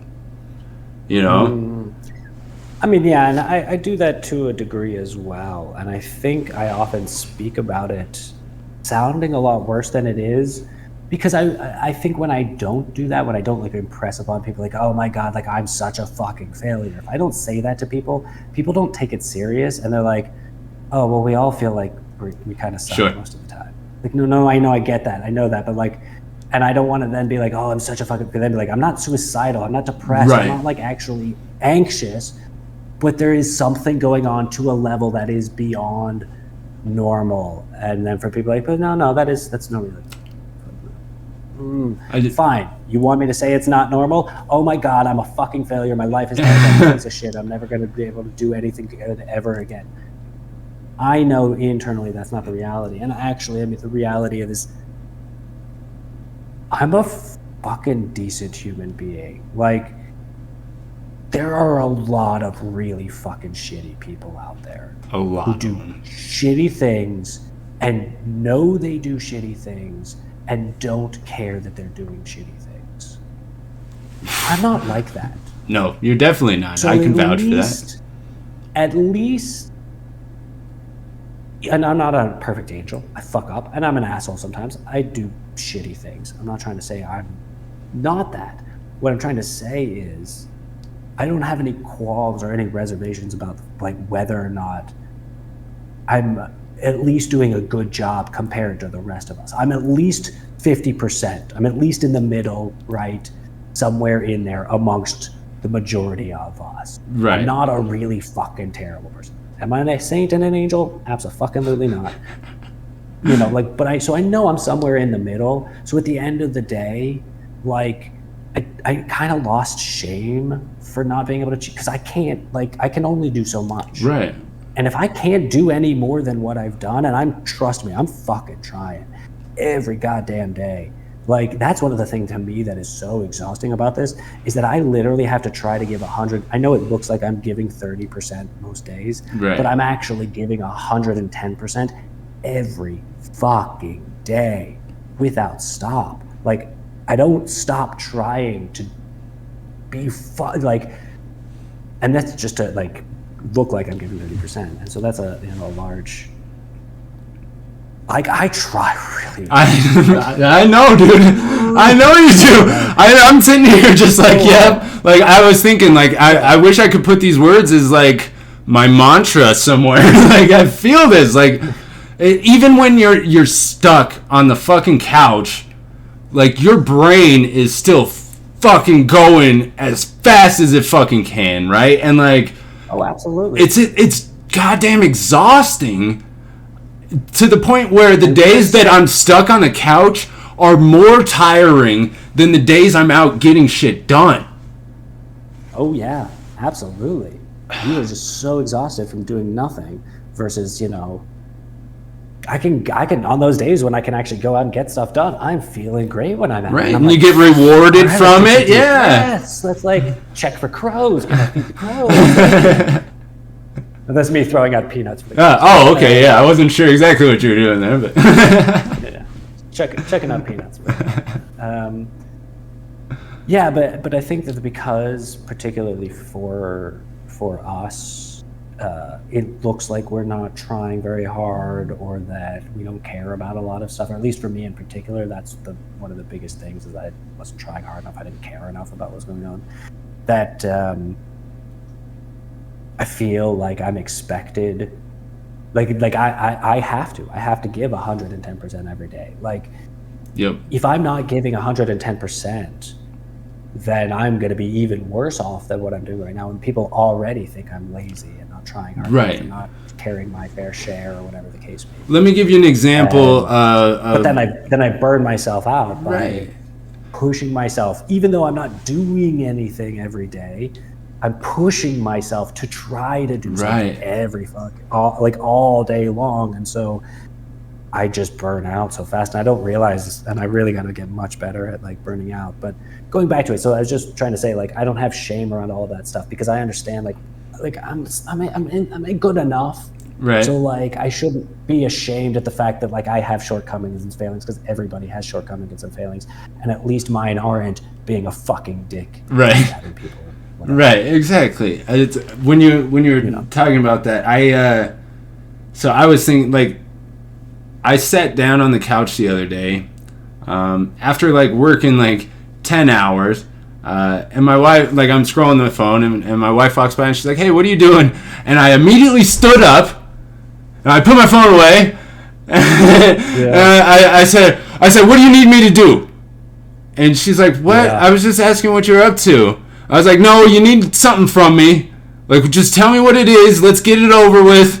And she's like, "No, what are you? No, like, you work 12 hours today. Like, I don't need anything from you. I was just wondering what you were doing." And it was me interpreting it as like, what are you doing sitting on the couch on your phone when you have all this shit going on that you could be doing? And she wasn't saying that at all. Oh my God. But that's exactly what I was saying to myself in that moment. Oh yeah, the amount of times like I'm just like looking at my phone, and you know I hear my girlfriend like walk in the other room, and I'm like, oh fuck, and I just set my phone down. You know? Like, I'm like, I wasn't doing anything. I'm like, oh wait, computer. Okay, like, because I feel so guilty, because I know how hard it is. I'm trying to do something, like how hard I'm trying to get myself to do something. But if somebody else looked at me, they'd be like, well, he's just scrolling on his phone, or he's just, whatever it is that I'm doing. Right. Yeah. And so I know what it looks like. That's the problem, is I know Yep. from the outside what it looks like. Yep. And I don't have the words to be like, but that's not what it is. Like I can say that a million times, but I can't give you Right, you oh can't- my God, I think probably 2 or 3 times a week I'm like, man, I wish I could just give my experience to somebody for like 20 minutes. Right. 2 minutes. Fucking 2 minutes. Just take 2, and you're gonna be like, fuck, what was I going through? Like, I just so often I'm like, man, people would be so much more patient with me, and so much have so much more understanding with me if they just got an idea of what the fuck it was like inside my head, how fucking hard it is to only get where I am right now. Like, I just need better techniques, because like the amount of effort, it's not a lack of effort. Right. It's not a lack of caring. Not at all. It's a lack of just being able to do it somehow. So Right, and it's nearly impossible to explain to somebody, right? Because you actually have to live the experience, right? Because when I tell people I was sitting in front of my computer every day, just begging my brain to work on a project and watching the deadline for that project come up, be deadline day, and then go past without being able to fucking start, when all I'm doing every day is sitting down in front of the computer to do it, not even doing anything else, but literally screaming in my brain to get this fucking thing done. And it's just do it. It's so fucking terrifying. People don't understand how fucking scary that is, right? To have no control over that is so fucking frightening. Like, even now when I think about it, I get emotional about it, because you can't even explain it to anybody, right? I've had to explain it to doctors and therapists, this exact thing, and even they are like, what do you mean? What do you mean there's a barrier? Describe the barrier. And I'm like, what the fuck are you talking about? I can't describe, it's not a real barrier. It's just like I'm like, do the thing.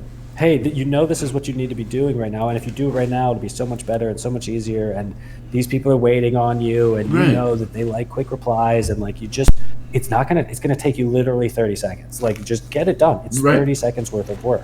Right. And part of it too is the rejection sensitivity, is like, oh, maybe I'm gonna write the wrong email, or I'm gonna say something wrong, or I'll make a spelling error, or our ability not to prioritize. Or it's like, oh, my computer's, as dumb as it may sound, my computer's in the other room. Right? Yeah. Like, how many times has, oh shit, I need a screwdriver. Oh, it's in the other room. Fuck it, I'll do it later. Like, and it's not fuck it, I'll do it later because we're actually being lazy. It's like we just know that our bodies are not going to be able to get up and go do it. Like, we're just so used to, well, I know what this feeling is, and I know this feeling is, it's not happening. So, I mean, well, and I think so much we lean on the procrastination part of it to perform, right? So it's actually a natural part until it's not, right? And then that's when the executive dysfunction, you're like, holy shit, like I was good procrastinating up until now, but I actually need to do it now, and I can't do it now. Yeah. Something's broken with the system. Right. Yeah, exactly. Like, it's a bit of a rough part of it, and I think part of it too, just seeing all the steps as well, like ahead of time, and like I think that's just knowing how much work I have in front of me, and having such an irrational fear of boredom, and having to do things that are not fun. It's not even like a fear of it. It's not like I'm afraid of doing things that aren't fun. I've done it all. I do it a large percentage of my life. I do things that aren't fun. Like, I'm not afraid of doing things that aren't fun, but like there's some switch in my brain that's just like, oh yeah, but it's like, I don't know. It feels like it's a lot of different things. It's not just one. I wouldn't say it's one barrier, and it's definitely not a physical barrier. It's just like, no matter what angle you try to approach it from, you're like, okay, well, just get up and go, or okay, we'll take the time and relax, or whatever it is, like whatever approach you want to take to like get the project done. Doesn't matter which one it is, it still ends with Right. It's like, oh, maybe I'll go smoke a cigarette and then I'll go do it. And then I finish smoking a cigarette and I'll be like, oh, I'll drink the cup of tea and then I'll start. And then you should tell me like, oh, but I gotta check my email first. Let me check my email first. Oh, and I don't have my desktop cleaned off, and it's now been 2 hours since I smoked a cigarette. I'll smoke a cigarette and then I'll go do it. And it's just this loop of doing a whole bunch of other little things right before I go do it because I'm trying to work myself up because I know like I can't just do it right now. Like if I could, I would just be doing it right. Right, it'd be done. Yeah, it would have been done hours ago. Right, it's just one fucking email. Yeah, I feel that to my core. It's and there's so many different symptoms that, well, every neurodivergent person experiences ADHD symptoms, right? But they're not to the scale we experience them, and it's not as to the consistency that we experience them, right? But that makes it so fucking hard to explain yourself because other people can relate. They can relate, but they deal with it, right? Yeah. And you're like, well, that's because of that they just get over it. Right. That focusing really does. Just get over it. Just buckle down. Just work harder. That's legit advice for people, and it works for people. I don't know how it works for people, but somebody can be like, hey, you need to work harder, and somebody's like, oh yeah, you're right. Like I'll go do that. You're right. I should just buckle down and do this. Right. It doesn't work. Well, and I described my my school career, right? Like I didn't even graduate high school till I was 21. I looked at my transcript from high school. I graduated with a 1.63 GPA, which is awful. But after high school, I went and worked a construction job and a restaurant job. And I was like, oh, I can't do this. Like, this is not for me. I need to go back to school. And once I made that decision for myself, I got a 4.0. Like, I graduated cum laude from my college after just doing awful in high school. And it was because, in high school, it was that barrier was there. And it wasn't me, actively volunteering out of things. Right, if that makes sense. It was me not being able to accomplish a few things, and the shitty thing about classes is they're so long that if you stumble in the beginning, there's no incentive in the end of them, right? And so I would literally know within the first 3 weeks of the class to a month of the class if I was going to pass the class or not. Yeah. And I wasn't even diagnosed. I had no idea I was dealing with ADHD. But these were things I could tell. I knew myself. And being quickly disincentivized in the education process by missing a paper and forgetting about a paper or whatever. And suddenly that costs you 10% of your grade. Especially early on when you only have 3 assignments in and you missed one completely. You feel like a fucking failure right off the bat. Your RSD just starts compounding, and you're sunk. You're screwed. And it's not at the end of the semester, you can save yourself or whatever. It's you lost at the beginning, and that's the thing that I think that people don't really understand.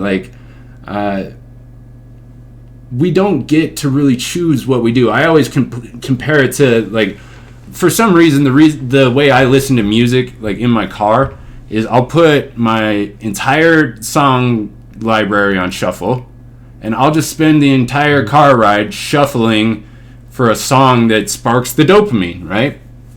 I've been there. But there are literally... I don't drive by. Yeah. Right, but there's literally car rides where I don't listen to a single fucking song longer than 5 seconds. And I just spend the entire car ride flipping through. Next. And it's that's a great analogy you don't for... know what song you want to hear until it comes on, and then you're that's the right, and it's a great analogy for being able to get things done, right? I'm looking for the right song to play that I know I need to play, and it wants to be played, but I don't know what that song is, and I'm not going to just scroll through my library and find the song. I'm literally just going to keep pushing this button until the right thing happens. And so many times we're just sitting around trying to push the button, trying to find the right song for the right thing to happen for us to do the goddamn thing, right? And there's tons of days where I only listen to 5 seconds of every song.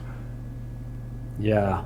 Oh my God, that was Tuesday? Yeah, Tuesday. Yeah, yesterday. Not a good day. It was just like I could not do anything. And it's not to say I didn't do anything, but like I took your packages to the shop, which is literally across the street. So I walked out of my building and went across the street. But like literally, like, and I did a few other things. I posted those videos to TikTok or whatever. And part of what I considered doing a thing was actually posting in your Discord is like, was, you know, like making sure that I was like staying active. So I did do some stuff. Like I said that to you earlier, like I wanted to be active, particularly at the beginning, make sure that there's sort of engagement and stuff like that. And so I was, you know, that was a part of what I was doing. But outside of that, like I really didn't do a whole lot. I did it later in the evening. I did a few things, but man, it was so fucking hard. It was just this whole day of like a million things I have to do and not being able to do any single one of them. I went out to deliver these packages and I came back and I looked into our mailbox, which there hadn't been anything in there for like a week. And I was like, oh, every time there's nothing in the mailbox, I'm like, yes, no mail. That's great. Okay, happy, no mail. And I was like, I'll just open it anyway, just to see if something's like stuck maybe. And I did. And sure enough, there were 2 things stuck in there. So there were 2 more things, one of which was like a gas thing I have to deal with. And another one was like here in Germany, you're taxed. It was basically, at first it was like a radio tax or radio and TV tax to like use the radio and TV airwaves, right? So everybody, if you have a radio or a TV, had to do this, pay this tax. Or if you have a radio in your car or whatever. But then people stopped having televisions and radios, right? And so they started being like, well, we don't actually have one. And so instead they were like, oh no, but if you have internet too. So now you just have to pay whether you have whatever. It doesn't, you have to pay. Right. $17 a month. But there's no like there's no interest. Yeah, there's no interest or anything like that. So like if you don't pay it, like all you got to do is just eventually pay it. Like, right. Yes. So like that's the problem is there's no fucking penalty. Right. No incentive. The amount of money I owe in 3 years is going to be the exact same whether I pay it today or 3 years from today.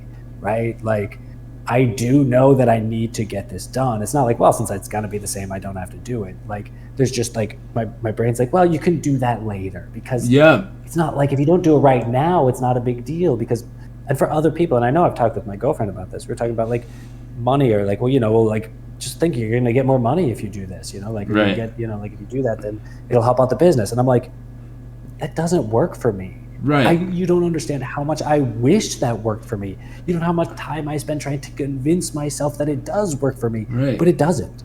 It's like, it just doesn't do it. Like, oh, you mean my life will be easier if I do this thing?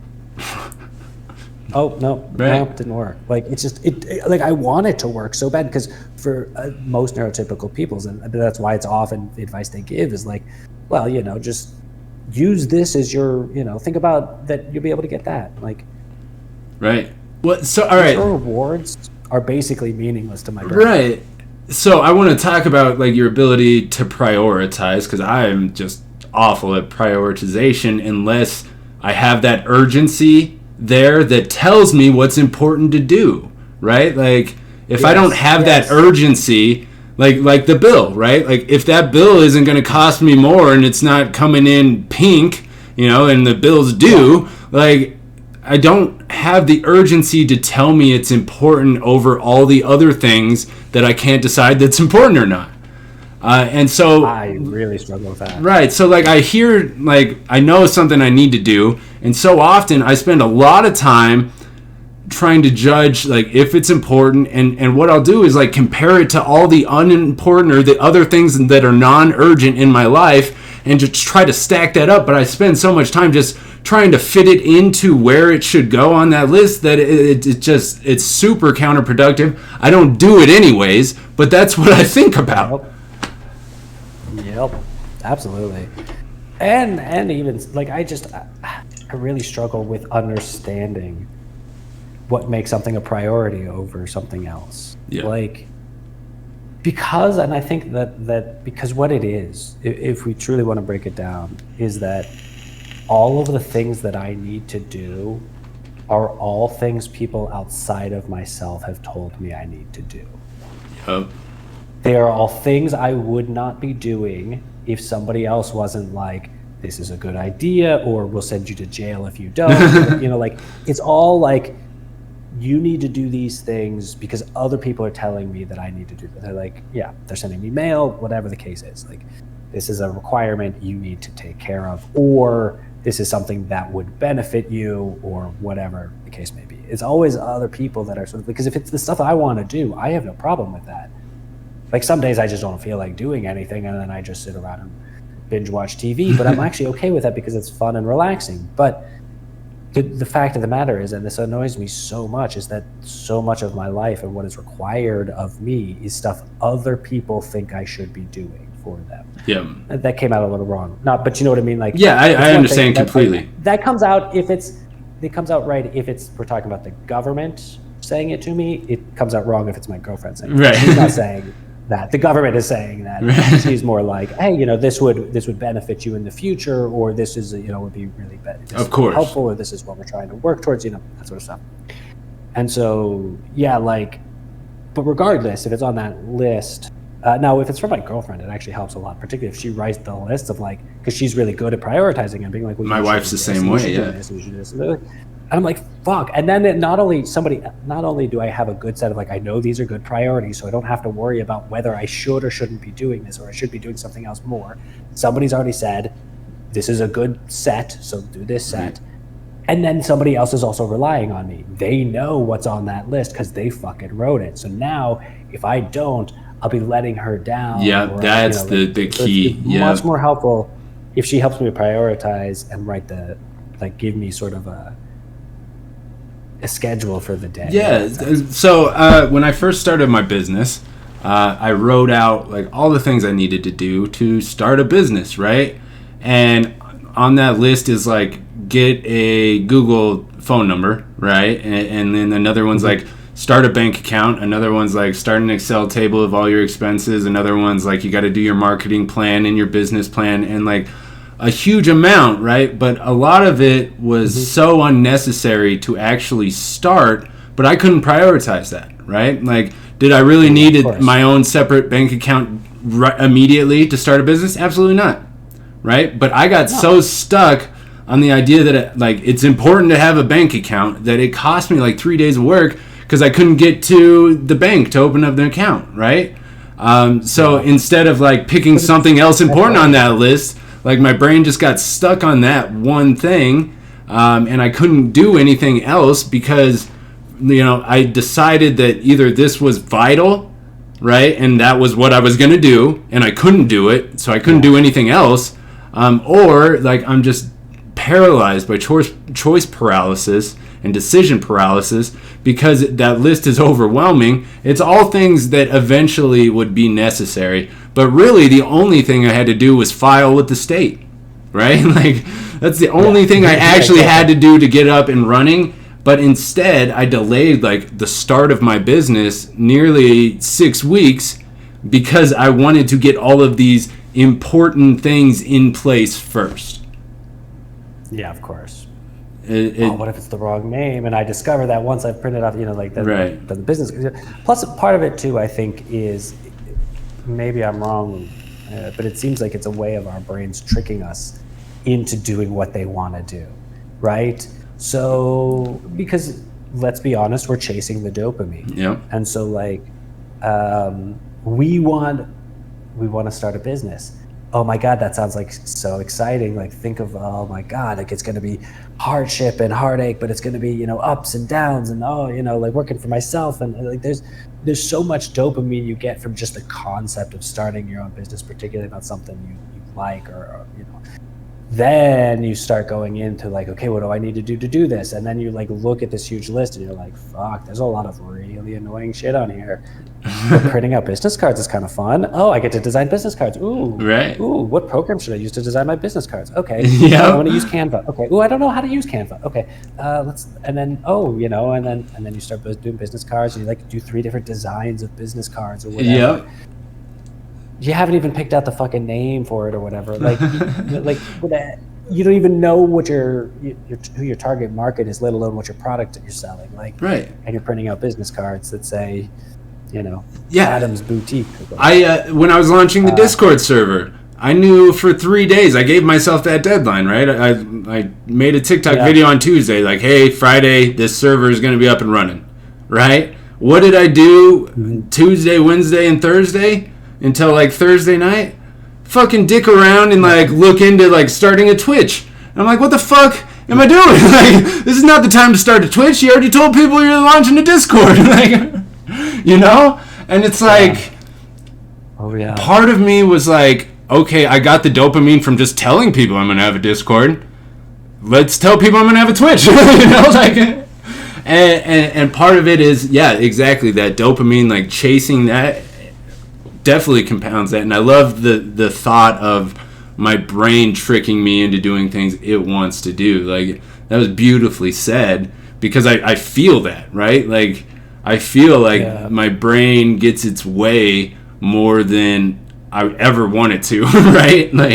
And that's what hyperfocus is for me. It's like, oh, I've locked on, like, this is exactly what I want. And it's like, so many times I am just broken by my hyperfocus. Like, the next 3 days, I'm totally useless. And like, when I was remodeling that basement, I had to jackhammer out a floor to replace a pipe. I worked 16 hours jackhammering that floor out and digging out the gravel. I had blisters on my fingers. But the moment I was done, I came aware. My brain came back online, even though for 16 hours I was totally just shut off. My brain came back online, and like my body just like collapses. Like, I could not stand up to get out of the house. I crawled up the stairs, and once I was at the top of the landing, I was able to stand up and walk out of the house. But that's what hyperfocus is. And then the next 3 days, my body was so broken from having to do that I couldn't even go back to the house and work. I would have been way better off breaking it up into like 4-hour shifts than I would have been just to knock it all out at one time. But that's not the way my brain works. Nope. No, not at all. And then you have those other exact opposite times where you're like halfway through the project and your brain's just like, oh, let me go do this thing, and so you end up, like, it's a mix between the two. You spend so much time doing things that would be better spent breaking it up into smaller chunks. Why am I literally spending 3 days doing this?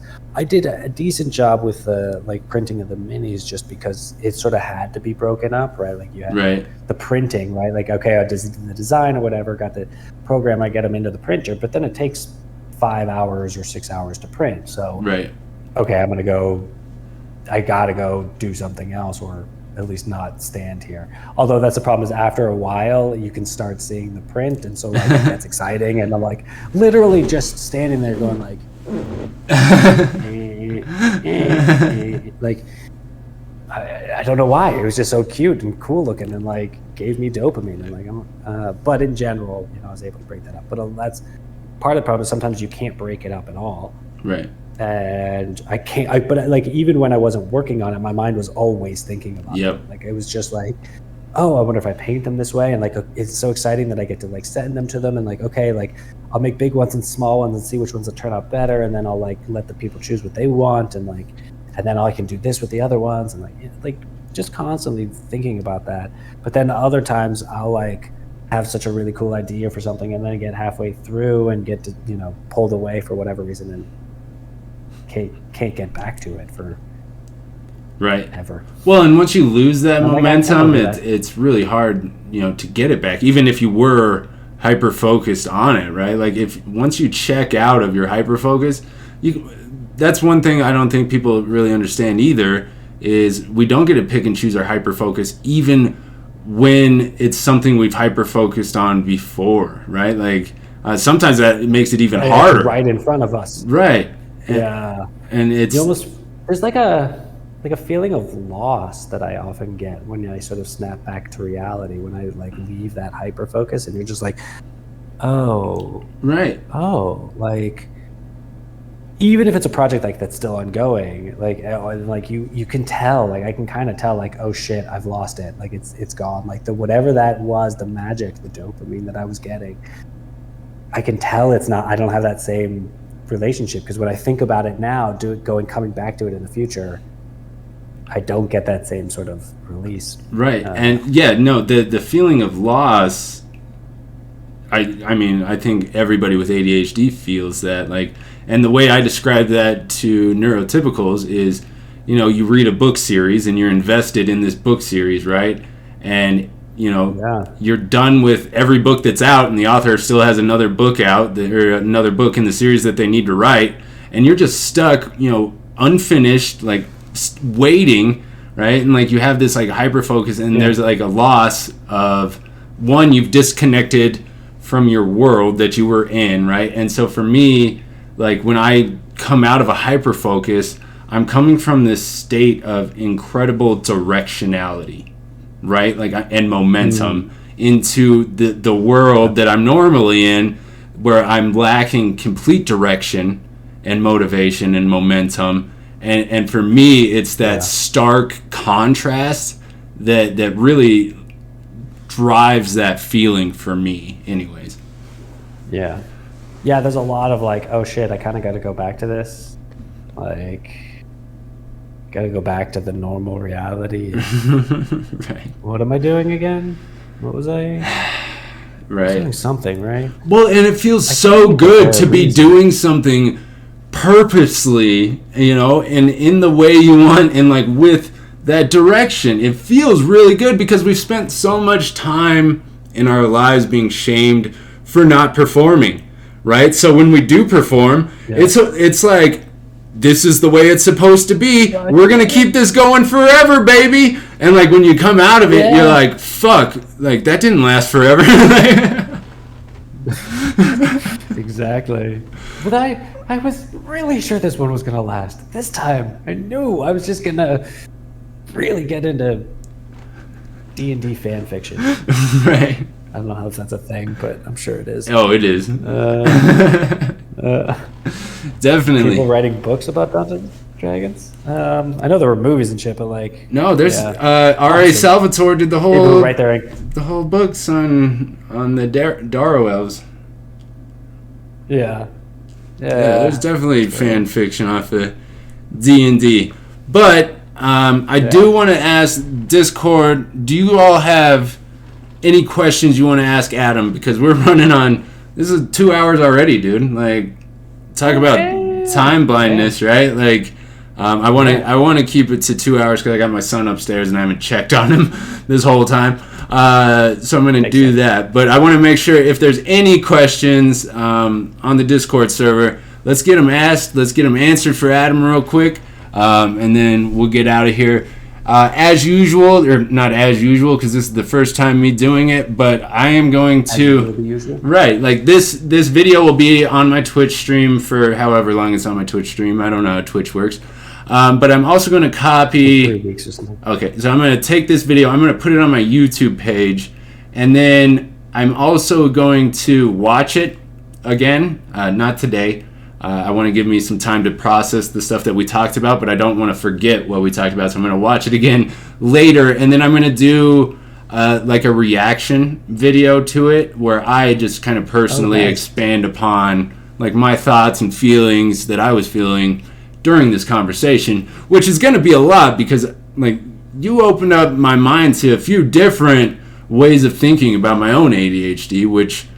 like that's the point of this whole channel, right? Is to show people, or to have people make that connection, right? And I'm super excited about. Like, I thank you, Adam, for coming on here. Like, my first guest. Like, this was, I feel so fucking good about this. Like, I don't know, like what the audio is gonna sound like on the video. But I feel fucking amazing about this. This was so good.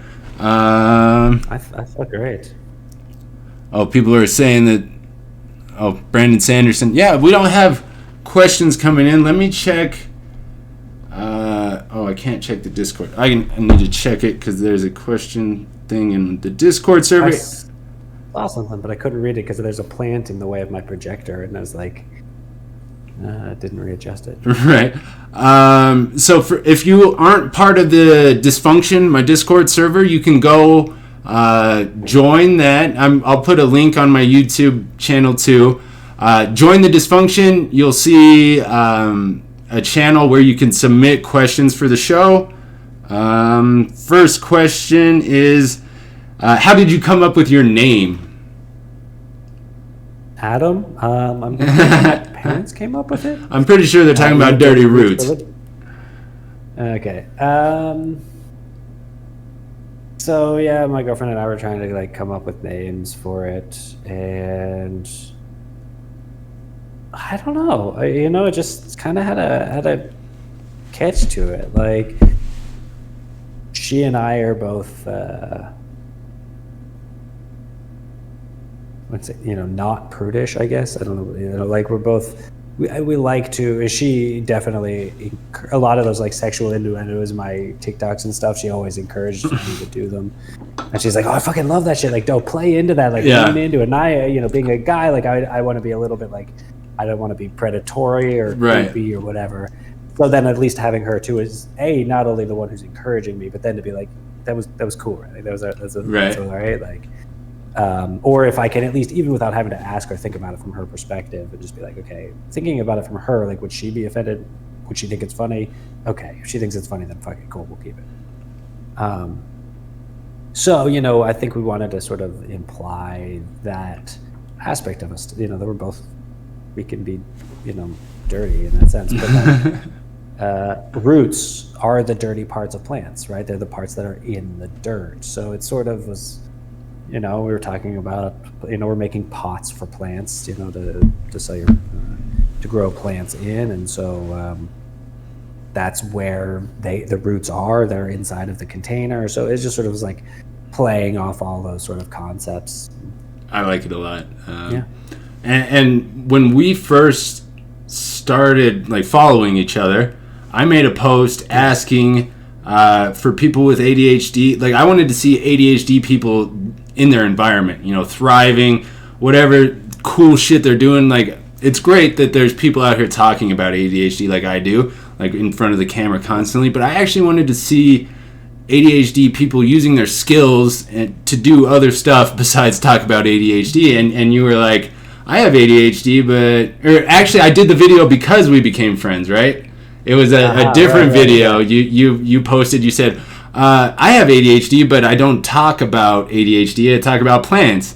And I went and I followed you, and I was like, okay, this is interesting. And then you started telling me to leave it the fuck alone. And I was like, yes. And so I made that post asking to follow more people with ADHD who weren't talking about their ADHD, but just living their lives, because I really wanted to see that. And it opened me up to a whole different world of people. So I was really grateful for that. But I also want to ask you about leave it the fuck alone, because it's your slogan, but I think it applies to way more than just plants. I say it all the time now.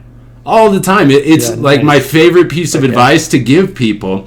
So I'd love to hear a little bit more about the origin of that and just kind of how you live it. Sure. So part of the issue is I have a huge problem with not leaving things the fuck alone. If I think pens, I would play with a pen until I broke it, or I would just, when I was a kid, I would just literally click it till I broke it, or twist it. I would just break things all the time, and because I always just wanted to mess with them, like, oh, like, well, I could do this thing, or I could do this thing, and like I would, particularly with plants, I would sit there and I'd get a new plant and I would just stare at it, and I would imagine what it looks like when this tiny plant is this big giant thing, which of course takes decades. It takes a long ass time. Right. People buy these little baby plants and they expect them to be, like giant beasts, like the plants, not that these are giant, but like they tend, they think like, oh, I bought this little baby, it'll be like that so soon. But this is like literally years of growth. Right. Depending on the plant. But, and so I was constantly like messing with shit, and I don't know. I had this idea that it would be funny. I just it popped into my head one day when I was always messing with plants and fucking with them. And like, I kept telling myself, like, just leave it alone. Just leave it alone. Like, it doesn't need water. It doesn't, just leave it alone. Don't mess with it. Don't check on it. You don't need to, like, you're doing way more damage by checking on it all the time than if you just leave it alone. And I kept hearing people saying that you should remove yellow leaves. Like, you got to remove, if you start seeing a leaf go yellow, you got to remove it. And I always thought that this was a really interesting concept, because it's a concept that there's so much about growing plants and the way we teach how you should grow plants that is so that like for the indoor houseplant community is so different from the way we grow plants in all other industries, farming or whatever the case may be. We do things that they don't do in other places. And I think so much of that is because growing indoor houseplants, although yes, horticulture is a science, growing indoor houseplants isn't in and of itself a scientific thing. It's a hobbyist field, right? It's something your grandma did. It's something your mom did. It's something your crazy ADHD friend Adam does,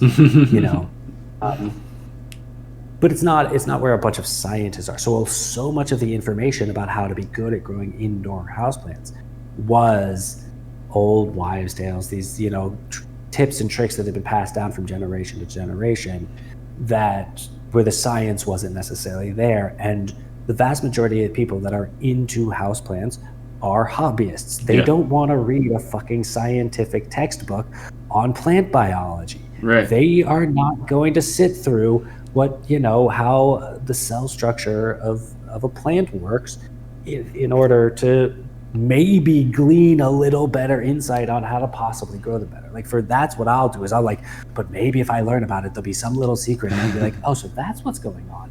Okay. And that actually happens all the fucking time. And that was one of those things. One of the things I was constantly told is, oh, you've got a yellow leaf. You got to cut off the yellow leaf because, it's stealing energy. The plant is, trying to save that dying leaf, and it can't do it. That is generally, there's so many different kinds of plants. There's no, I try to never say always, but pretty much always. Generally speaking, what is happening is that the reason your leaf is turning yellow, why the process is taking place may be unclear, but what is happening during that process is nutrients from that leaf are being moved from where it is to a different part of the plant. Usually it's moving from older leaves to new growth tips. Sure. Not all of the nutrients can be moved. There are things, this is well known in the plant community, there are things known as mobile nutrients and things that are immobile nutrients. So some nutrients, such as nitrogen, can be moved from an old leaf to a new leaf. So say there's not enough nitrogen in the soil, the plant wants to continue to grow, so it says, you know what, I'll get rid of this old leaf, I'll take that nitrogen, and I'll move it to this new one, so that we've got nitrogen in the place where it'll be most successful. Calcium, I'm not 100% sure, I'm pretty sure calcium is immobile, and so if it doesn't have calcium, if there's a deficiency in calcium, it'll show up in the newer leaves first, because it can't move it to there. So the newest growth is where it's going to run out of it, and it's still freshly in there. So, but anyway, that's a process that's happening. And then so people do is they cut off that yellow leaf because they think, oh, it's stealing energy from the plant, and there I've done my plant a favor by cutting it off. Well, first off, you haven't done your plant a favor. All you've done is now any nutrients that was in the soil that was used to grow that leaf, once you take that leaf, is now gone from the system. Yep. That nutrients was in the soil, it went into the leaf, and now it's left the system entirely. So now what you have to do is you have to put nutrients back into that system. Well, how do we do it? Most indoor house plant growers love using organic fertilizer because they're like, yeah, but it's organic, it's good, right? Problem is, plants really, really suck at eating organic compounds. They basically can't do it. They either have to spend a fuck ton of energy producing acid to break it down into simple organic compounds, or even more likely simple chemical combinations. And so in order to do that, it takes a lot of energy. But generally speaking, almost all plants much prefer to have the soil biology do it for you. Oh yeah. Right? And the problem with where we're going in houseplants is, unless you've put in soil biology into you, it's basically it's a biology desert. It's just basically a bunch of potting medium with no living things in there to process nutrients. So you go and you add in this organic fertilizer, almost all of it gets washed away and gets totally wasted. So not only are you, like, it's bad for the environment because that's a plastic bottle that basically goes to waste. All the energy, all the gasoline to get it produced, you know, for all of the energy used to produce in that bottle, which then does basically nothing. Right. And you're like, well, I'm you know, and when you could have left yellow leaf and had to have added in, you know, so you have to add even more and more of that. Or then you've got to do inorganic fertilizers, which of course have a whole host of other problems, being that most of them are made from phosphates, and it's just so energy intensive to make them that it's not sustainable in the long term either. So I'm not saying, I mean, personally, I raise my own worms so that I can use their compost, so I'm creating my waste is turning into food for my plants. But most people aren't willing to do that. Sure. So if you're cutting off every yellow leaf, and then you're sort of causing a problem because you're forcing yourself to buy more fertilizer, and there's no really good options for buying fertilizer and that sort of stuff. So I was like, why the fuck are we continuing to spread this misinformation? Like, I know from a scientific level, like, I've read these fucking books, how this fucking works. Like, I know that I'm not wrong about this. Like, right. I've read studies, I've read like legit shit about this. But yet I'm seeing these accounts with like 1 million fucking followers, and they're like, oh, you just gotta, like, you know. And so I was just fed up, and I debated whether I should post it or not. I was like, no, it's not gonna go over well. People are gonna get fucking pissed. Like, don't do it. I think I took 2 weeks to post that video, and I'm not one of those people that keeps drafts. Like, I either post it right, like, within the first day, or I never post it. Right. and then 2 weeks later I posted it, and I think it's the best video I have to this day. Really? It was the original one of those, but that sort of spawned the series, because I was like, well, that actually applies to so many other things, and it actually applies to so many things in life as well. Is that, like, particularly for somebody like me, I want to, like, fix it or, like, do something, or, like, well, what if I, like, let me try. Right. I can try. Let me try. You want me to help? I can do it. Like, it's like so in me to just. I actually use it with my children. Myself. Like if my kids, like, I have a problem of patience, right? With my kids, and I always want to just complete something for them so we can move to the next thing, right? A lot of that's with my ADHD. I understand that, but I tell myself, just leave it the fuck alone. Like, these kids need to learn how to become independent, and that's how they do that, is by leaving them the fuck alone. Let them solve some problems themselves. And it's just, I mean, it's great advice across the board, and I think that's why it sticks so well, is the fact that so many of our problems that we have can be eliminated just by leaving it the fuck alone, right? Now, I'm talking to ADHD people here. There are problems you can't just bury your head in the sand and, like, hope they go away, okay, people? Like, let's admit that, but there are some things we need to leave the fuck alone. It's finding the balance, because there are some things that I leave the fuck alone that I really shouldn't. But right.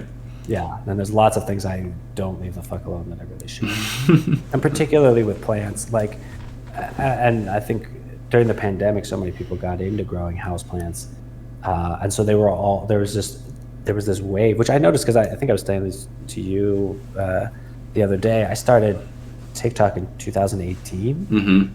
Yeah, you were at the forefront. So this was well before the pandemic, right? Like, this was literally, there was not a whole lot going on there other than teenage girls dancing and, like, a bunch of us, like, 30-somethings being like, what the fuck are we doing here? Oh, we saw Gary Vee say that this is a cool app. Okay, cool. Is it? I don't know. What are we doing? Like, And so it was just like fucking around, and it's sort of it's insane how much it has changed. It's like a completely different thing there. I don't remember where I was going with that. Leaving it the fuck alone. I don't know how we got to there. Yeah, being in there. But I think anyway, we're at you gotta go talk. Just about a time. But thank you for coming on, Adam. Like, I super appreciate you, dude, and not just for coming on here. For those of you who want to interact with me and Adam, we're like in our Discord server, or in the Dysfunction, pretty much all the time. Like, we're trying to get the highest rank we can. Let's be honest. Yeah. But we have a lot of fun, and we engage so many different people there. It's a great way to connect with us, but you can also connect on TikTok. Adam's at Dirty Roots Berlin, Dopamine Dysfunctional here. Adam also has an Instagram account that his girlfriend manages for him. So you can check him out there. It's probably got a little bit better content, to be honest with. No, I'm just joking. It does. It does. It absolutely does. Right, and then Adam also DMs a D&D game that I'm a part of that is just absolutely incredible. We didn't even talk about D&D really, which is shocking. Oh, wow, yeah. I mean, the surprising thing is, I was thinking about this. Lee made a comment in our stream today. She said, she wanted to play in 2 games a week. Like, wouldn't that be cool to play in 2 games a week? And I don't know if I'd stepped away or I just didn't get an opportunity because other people were speaking. But I was like, 2 games a week? I play on 2 games on Wednesdays. This weekend, I only have 1 game on Saturday and 1 game on Sunday. But next weekend, I have 2 games on Saturday, 1 game on Sunday, 2 games on Wednesday. Like, I'm playing in 6 games, I think. Right. 2 of which I DM. I was telling my wife, I was like, Adam's playing in 6 RPP tabletop. I forgot the acronym. That was weird. TTRPGs. Yeah. He's playing in 6 of them. And she's like, oh, that's fun. I was like, no, I don't think you realize the time commitment that is. That's like 30 hours of live gameplay, not including any kind of prep or set. Like, this guy is gaming full-time job status. Like, it's pretty impressive. Yeah. But if you want to see Adam at work, doing his thing, being the most amazing DM that I've ever played under, you can totally check him out. We live stream on Lee Plays Games Twitch.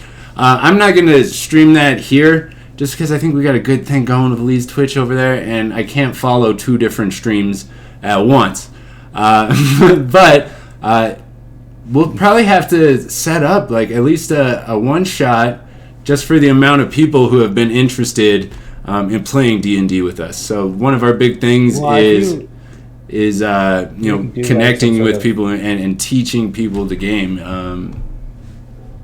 What's that? Yeah, if we want to set up some sort of group of people from the Dysfunction or whatever, like, let's talk about it. Yeah, and that's the other thing. We always have cool kind of wacky stuff going on in the Dysfunction, so if you ever want to be a part of that, feel free. Like this month, we're going to be playing March Memeness. Instead of March Madness, the basketball tournament, we're going to have 64 people. In each bracket, they have to post a new meme. And then we'll vote on that meme, and if you move up, you got to create another meme, and you take on another person, and we're going to find out who the March Meme Lord is. So that'll be fun. I guess that's a new announcement, because we only talked about it a little bit in the mod station last night. So I'm definitely going to do it. I've already said I'm going to do it, so now I have to do it.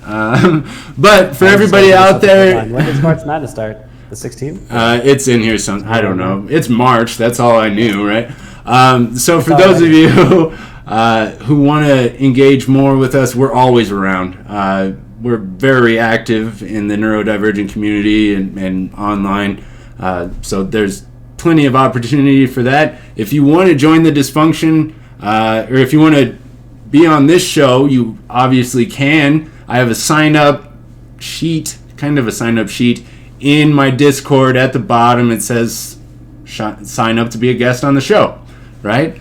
I stream every Wednesday. I'm going to be doing it at 2:30 every Wednesday. I'm hoping to run for about 2 hours. Some guests might be an hour long, but I mean, I could talk to Adam for another 4 hours, no problem. Like this didn't feel like anything. Like my time blindness like kicked me in the ass today because I looked over and I was like, oh, we're already like an hour and 45 minutes into this thing.